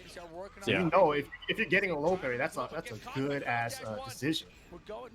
Oh, drop the combo. Jack's big body. Oh man. These guys are so nervous right now. Both players making big mistakes. Oh man. Is he gonna be able to punish properly? Yes. Oh, that was a big punish. That was a crazy break though from JDCr. Yeah. Try to get him again. Didn't get the punish that time. What's he gonna do with it? Now I just can't see at this point like how JDCr is gonna lose this round. The momentum is going in his favor so well. There's a punish again. Look at, he's looking to close it out. Yeah, even Rip is saying that. I mean, because you can like the amount of offense JD just put out right there was just constant. It was a constant barrage, and Saint, you know, everything he threw out was something punishable because he had to take a risk and try to even it up with one hit. And that just kind of really shows like how limited Jack is offensively, especially against, you know, Dragunov. Dragunov had so many tools that were evasive in nature, just to really complement the matchup. Just the way we started off the top 8 today is how we're gonna end. I'm trying to listen to what these dumbasses are saying. Can I say that? Is that okay to say? That's true though. Rip did have a point there. The way we started off this top 8 is the way we're ending it. Yeah, which rarely happens. You know, it rarely happens. It has to. It means like whoever you sent to losers has to be good enough where they can win the whole tournament as well. That was crazy. That was actually crazy. So again, this is going to be a race to 3 on both sides. We're going to see who's going to be able to take this between these guys. Yeah, we saw earlier too. Knee picked Devil Jin against JD. I don't remember what characters Knee was playing up until top 8. I feel like he probably just played Paul. Like he didn't seem to take too many risks up until this point. Yeah, he used Paul. I mean, yeah, that's a good question. I wonder who he used in like the regular tournament play, but he used Paul and Devil Jin so far in our top 8, but only using Paul against Saint. Crowd behind Knee right now. He has looked so impressive. Dude, everybody loves Knee, no matter like. Looks like he is locked and loaded, ready to go. He's all smiles. Look at, he's playing with like some different level of confidence. Because you know, He usually has that facial expression where he's kind of like a stone cold killer. Top players in the community. He's been around for so long. He's all It's pretty smiles. interesting. Like the next It's interesting generation. too because like it's almost Where like a little JD is bigger, like the still has great the enemy in this, right? Because we've seen him dominate so much up until this point that like seeing Knee win was almost like something new. Oh, and Which is- Chanel on stage passing the water bottle. High quality H2O. Damn, Chanel's the water boy. So now that he has a longer set to work with, can he make something happen? Chanel And has if also he mentioned wins though here, that because he was he's the always grand like finals. The first that he trying found to out help Ryan here, me do well at these tournaments, he never really concentrates on his own performances as much. So that probably is like a little, you know, a little bit of a like the reason why he doesn't perform as well as he probably should. That just shows how crazy good of a player he is. It's like he is so focused on helping his team out that it doesn't. I mean, you think like matchup wise, like advice wise, like everything is going towards like, you know, what he can do to help Knee in his matchups, but he's like rarely focused on him. So I wonder like if Chanel is in a tough matchup or he's fighting against someone, what does Knee say? What does Knee say to him? I almost never feel like Knee says anything. Yeah, I wonder. I do remember when I was at Combo Breaker last year when Knee was playing against Anakin in the grand finals. I was right next to Chanel, and you know Chanel's watching, and you know he's chanting USA with everyone else. Yeah. But like it got to a point where like he needed to give Knee advice, and so like he was trying to get Knee's attention, and Knee couldn't hear him, you know, because he had the headphones, and he couldn't look back, and he didn't look back. So Chanel was like on camera waving his arms like this, trying to get his attention to look up at the screen. Eventually, he just yelled at him. He's like, We're gonna work on this later. "Pick Right. Geese," Sorry. and then Knee picked Paul. I heard that started from the bottom. Here you go, starting off the matchup. And again, at this time, this seems to have been the solution, at least against JDCr. JDCr did not have a good winning record versus Devilgen players, and in particular, Kudan's. Knee, obviously seeing this, decided to use this in the winners final, and he ended up winning the match 2-0. So that's how we got here. But now JDCr able to take the first round. This is a longer set too. So this is the grand finals. Ignore what it says on the screen. Losers final up there. Both players trying to figure out how they're gonna, you know, come up on each other. JDCr playing his normal style though. You know, he's playing where he's just kind of chopping away at the legs, trying to whittle away at Knee. But then I have a feeling Knee's just gonna throw out something and hit it. Oh man, there's a hell sweep. He's gonna do it again. He's gonna do it again, isn't he? You always think that Devilgen's gonna do a hell sweep into another hell sweep. It's the You just don't ultimate. want- It's the you just don't ultimate wanna mind get game. It sucks getting hit by two of them in a row. Yeah. Even though like the hell sweep doesn't do that much damage unless there's a wall, you still get mad about it. Like, And that's the thing too. It's like you got to think like, I bet you won't do it again. Oh shit, he did it. He did it again. I feel like Mishima players. I mean, we only see a few in TWT play, but I feel like they get caught into that vortex where they either use it or they don't use it. It's never like in between where it's, you know, they'll use it when they need to. It's like Kudan. Sometimes I'll see him play and he never uses it, and then when he does use it, it gets blocked. against like Rangchu, but that was Oh god, that was bad. that was a different Rangchu because there was no one that was gonna hit a hell sweep on him. It wasn't Kudan's hell sweep; it was everyone's hell sweep. Rangchu was on something that day because his defense was crazy. You gotta have crazy defense to win a world finals with a bear. For sure. Look at that, JDCr with a statement here in our grand finals, taking that first match 3 straight rounds. So he's definitely making a statement here. He's letting them know like, hey, that Devilgen match early on, I made my adjustments. I know what I'm doing here. Knee gonna go back to the drawing board. Let's see what he does to change it up. And you know, in this matchup so far, Knee hasn't really employed his offensive pressure. He's kind of been playing reactively. He's only taken really 1 or 2 risks here with the hell sweep. Let's see what he does here in the matchup. Yeah, JD. I mean, he was willing to just be the aggressor in that entire set, and it paid off. And, you know, I always think about this is that when players you know, have a run back, but one guy's coming from the losers, right? Even the person that's coming from the losers usually has momentum when they usually play again, but that's not the case in grand finals because the player in the winner's side of the grand finals has never lost. Correct. Usually when you play someone again, like, a double jeopardy situation, you usually meet up in the losers bracket. And so one guy just lost, and he's in a bad position where the guy from the losers bracket has been winning up until that point. So this one, the dynamic here is always a little bit interesting in the grand finals. Can the player who got sent to the losers always, do well? And I always feel like it's usually in the winner's side's advantage. I feel like, especially if you think about it, like JDCr has only lost to Knee in this tournament, right? So he has that going for him, man. Big wall standing 2 into the Rage Art. One of the things I think we're going to see a lot, and you saw the move hit earlier on, but that Wraith Kick does so much mental damage as well. It's almost, in my opinion, almost as good as the Hell Sweep.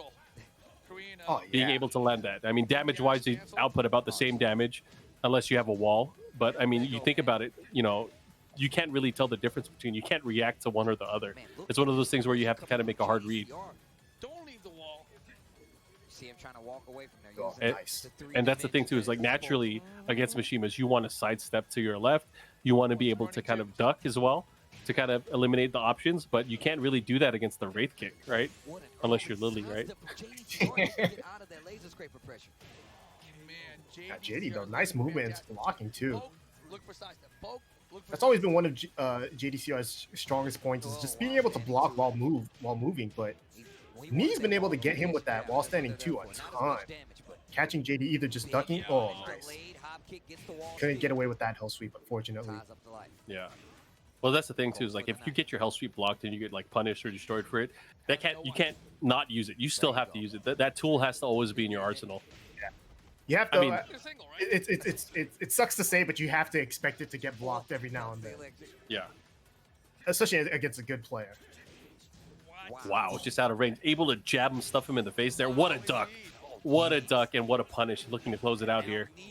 That's one of those things where you have to be prepared to duck that one string, because that's such an easy wall splat move for Dragunov, and it's safe if you don't duck it. So he does have a mid extension out of it. Instead of back 4-3, you can do back 4-2. But the mid's not as scary, obviously, especially in that situation. Yeah, it does a wall splat. It does little damage. It's actually negative on hit too. So I mean, like, what are you gonna do, right? Completely on the offense right now. And I like the way Knee's, like, playing classic Mishima style, backdashing, waiting for an opening, and then he backdashed into a low parry. That was nuts. This grand finals definitely, when I watched this, it really had an impact on the way I viewed Tekken. This grand finals, like, it really like made me. I couldn't figure out what Knee was doing that worked so well until like maybe around the 3rd game, when I was like, I don't understand why he's doing it, but it's working out so well. It's just his ability to just read JDCr's down 2s. Like, I don't know where he like figured out, like, oh, this is like the time to duck, or this is the time to low parry or something, but it just felt like he had a good read on that one particular move. And obviously with Devil Jin, wall standing 1-4 is such a strong punish for it. And if you just low parry it, obviously you get a ton of damage as well. Yeah, it's just not, I mean, not just that. Getting the knockdown with Devil Jin is huge, because it can potentially set up, more offense for him. He'll be able to, wave dash into either a Wraith Kick or a Hell Sweep.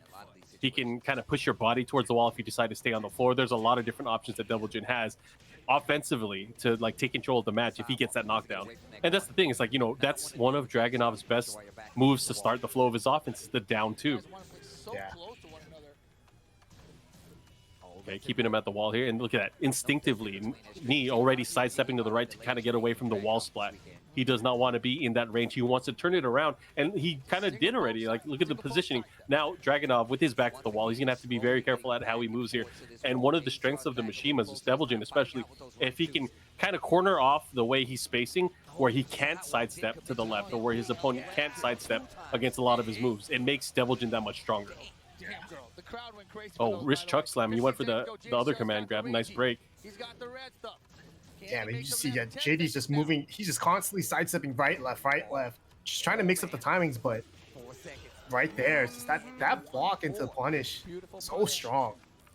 And the momentum now is just starting to rise for Knee. Knee is really taking advantage of a lot of these situations. Now 4-2, clean hit this time around. We saw him using them in that first set to stop those sides. All right, gets the float, has the wall here. Let's see what he does.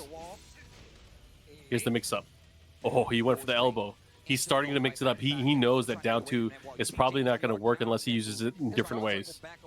And I mean, look at that. So it's like JD tried to keep knee at the wall, but knee just, he was persistent about getting out of it. He got out, but he lost a lot of health doing it. Oh, nice punish there. Went for the wall standing 4. He knew that was going to hit on that. Look at the range. He was so far. He couldn't even hit the running Yeah, that down forward 4, great round ender too. Probably Dragunov's best mid round ender. Long range, safe, quick. It really complements his other moves as well. I mean, like, that presence of down forward 4 also makes down 2 that much stronger as well. Especially when you don't have, when all you have to do is, take off a sliver of life. You don't need to go for anything risky. So all your moves, you can just kind of compact it down into something just like, all right, these 2, 3, 4 moves that are all safe, all quick, and all will do what I need to do, which is kill my opponent. So you can kind of, utilize those moves. But if you're the opponent as well, you can know that, all right, my opponent, he's probably not going to do anything risky in this situation because, he just needs to kill me with, for a little bit of health. So you can actually counter that if you know, like, all right, the Dragunov's best moves in this situations are, down forward 4, down 2, maybe down forward 1 or something like that. So it's definitely a pretty big mind game in that situation too. And it's different from the beginning of a round. Oh, yeah. I like knowing when to turn it up. Sometimes, I mean, it's just the pressure. I mean, you see both of these players when they play offensively. Sometimes they only do it with their movement. They're not throwing out attacks. They'll just like dash up and wait. Oh, look at that. That was sick. And he gets the combo here. Oh, and the big punish. JDCr looking to close it out here. He wants to get into the lead here in the loser side. Drops the big combo. He's going to have to be so careful here. Oh, and there's a punish, but not the right punish. He could have had a launch. And because of that, he ended up losing the round. Yeah, JD, when he blocked those the down forward 4-4, I bet you he just did not even know he was gonna block that. Oh man! Like he didn't even know he didn't even think Knee was gonna throw that out at all. So when he saw it, he's like, I gotta punish. Yeah. Jab. Well, that's the thing too. I mean, it would have been great if he got the kill, but it was just short of the death. And because of that, Knee was able to, take advantage. And this is a big match too. I mean, you think about it this round, he could have won that round. He could have won the set. It could have been a different story here. Oh, and the hell sweep starting to come out. Yeah, you see him mixing up the hell sweep with the 4-4-2s. Game 3, Knee looking to take the lead in the set. Just a pixel, and there Man. you have it. Knee And it's like Knee's, 2-1. ability to just adapt to the situation is so good. He had the lead in the set. This dude. But that one missed opportunity from JD, like that would have been the lead in the set, and that could have been the momentum he needed. And to be able to just drop that down, drop that punish, because he just probably didn't even expect to block a down forward 4-4 in that situation. It's like that's gotta hurt a little bit. Yeah, and that's the thing too. Like, I bet you 9 times out of 10, maybe even 10 times out of 10, any other day he would launch punish that move. Yeah. It was one of those unexpected, oh my god, what did I just block kind of thing. Because, maybe on the flip side too, Knee probably didn't intend to throw that out. No, for sure. For sure. It's one of those things where you don't throw that move out knowing it's launch punishable, right? Yeah. And like neither player expected it for it to happen, which is why JD was so unprepared to punish it, because Knee was unprepared to throw it out. I guess it's kind of like what you mentioned when Jimmy was thinking way too fast and something that they didn't expect came out. Okay, look at this. JDCr looking really good right now. Gets the spike, the follow-up here. Looking really strong here in this opening round, but this could change right here. Big Demon Paw follow-up, goes for the Wraith Kick. Now he's working those mids. Can't believe he didn't hit a button. Oh, man, He's still working those mids. Yeah, just so patient about it too. But JD not scared. Yeah, that's a crazy mix-up too, especially towards the end of the round. Hitting that Razor, that low down 2. What's the follow-up? Is it while standing 4? Is it another low kick? Is it a hesitation into another low swipe? JDCr needs to be on. He needs to be on notice right now. He needs to be paying attention to everything that's going on. Man, I could just feel the tension in the matchup. I'm like, Steve, Rip, shut up. I want to see what happens. I mean, just look, it's just constant movement, constant backdashing from Knee, just waiting it out, and then he just comes in, and it's like the pace of his offense is there's no pattern to it. And that's the scary part. You don't know when he's going to be aggressive. You don't know when he's trying to make you whiff or not. Same thing with JD too, though. It's like he'll push up and then not do anything. You got to play a more compact style. And that's odd for a Dragunov player. You expect him to push up running 2. I feel like mental wise though, like if you think about it, like the moves that Knee has that he's able to pull out, especially when he's trying to turtle, he's trying to backdash. Getting hit by an electric or getting hit by a hell sweep is a lot more demoralizing than getting hit by a down two. I'll tell you that. Oh yeah, for sure. It's just getting hit by a down two is just annoying. Yeah, just part of the day, right? Part of the work day. If you're playing against a Dragunov player, you can't expect to block every single one. In fact, you have to expect to get hit by a lot of them. But those are the risks that you have to take sometimes. It be like that sometimes. Nice down forward 4-4, able to beat the option, knowing there's a small gap between the string. Yeah, great punish. Oh, he's starting to work that down too. Gets a big counter hit, shining those shoes. Ooh. Oh, but he flips sideways. He's not going to get the kill here. What's he going to do? That was an ugly combo. He made it work. He didn't know what to do because he was off axis. And then when you're off axis too like that and they start flipping over, and then it's like, oh man, I really can't do my normal combo. Nice sidestep. Yeah, sidestep left. JD's been so on point with those. It's a nice mini combo here. Again, working it, but this time Knee able to react, gets a block. And this could be big because, again, getting that momentum shift from blocking one of those and getting the knockdown could mean everything for Mishima. Yeah, it's huge. Put him in the mini vortex because, I mean, otherwise, man, it's just straight up risk. Even there on the fifth. Oh, this is big. Gets the stone head, no break, which is super uncharacteristic for JDCr not to break those throws. I can't look. Oh my god, I'm trying not I can't look either. Oh my god. Tournament point for Knee. Man, just staying out of range of that down two, that was the most impressive thing. It was that Knee managed to basically nullify that down two in the set at a certain point. Oh my god, those electrics are terrifying. Is Knee gonna take it without letting JDCr get a set at all? Oh, and this time going for the big kick, the follow-up, able to get that crush, and that was the first time he's done it in the set so far. Very uncharacteristic, but I mean, sometimes you have to be uncharacteristic to get the damage, and I think that's it.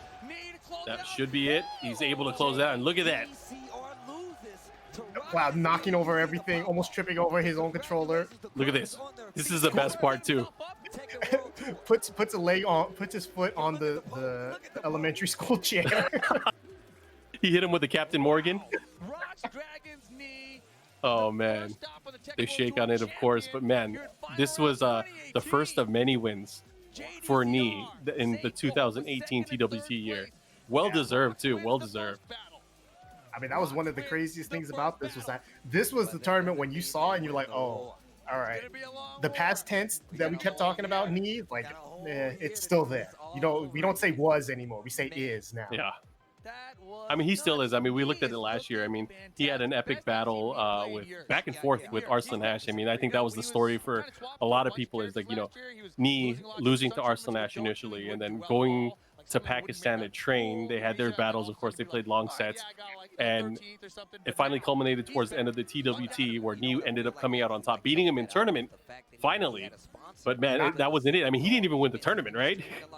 And the thing about it too is that, you know, he didn't run from the challenge. No, definitely not. A lot of people there, you know, that's like, oh man, that guy always beats me. You know, it's like you try to avoid him sometimes. You almost like want to like look at the brackets. And me, was like, all right, that's the guy I keep losing to.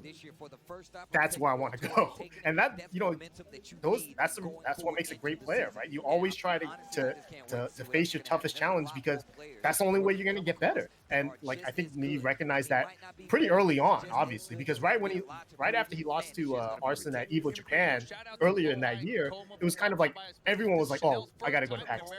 I have to go train over there. I need to see what they're all about. And it was basically that. Last year for Knee was all about just doing enough to beat Arslan. And you know what's crazy too is like our current TWT champ Chikrin, right? A lot of people probably don't give him as much credit, but he was the first one to go to Pakistan and train. He was the very first one. Yeah, and which is crazy if you kind of look at it in retrospect. So he had the experience. He didn't end up playing against any of the Pakistan players in the tournament, but obviously that experience really helped him, kind of catapulted him even against Korean players, which was insane. Yeah. It's like it's almost funny that, like, I think people even forget that Chico didn't even won. It's almost like, oh man, Knee beat Arslan at that tournament. It's like, but who won? It was Chickered, man.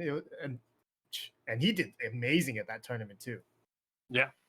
Again, I hope everyone enjoyed this awesome day. I mean, for a lot of you guys, it's Mother's Day, so hopefully, happy Mother's Day to everyone's moms out there. Make sure you guys have a nice time. Again, make sure you guys follow us on all of our social media. Check us out. Obviously, we're on twitch.tv/Tekken right now, but there's more ways you can kind of find us. You could also check us out on Twitter. You could check us out on Facebook and on Bandai Namco Fight Channel as well. Yes. And then, if you guys want to see more of this, make sure you guys use our hashtag, obviously, TWT Throwback. Hopefully, we'll be able to do more of this kind of stuff in the future or in the near future. And Rick, is there anything you want to say to the Tekken fans that are tuning in?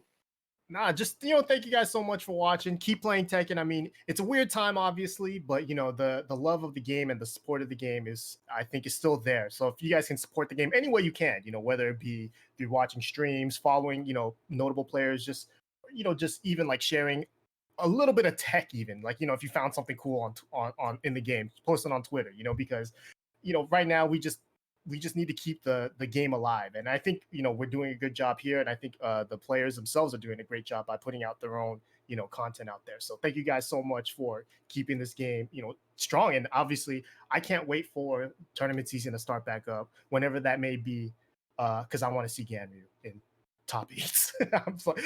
I'm so desperate to watch some Ganryu in top 8. Well, hopefully it'll be you in that top 8. I want to see what kind of damage you do with him. I know you're a longtime Ganny player.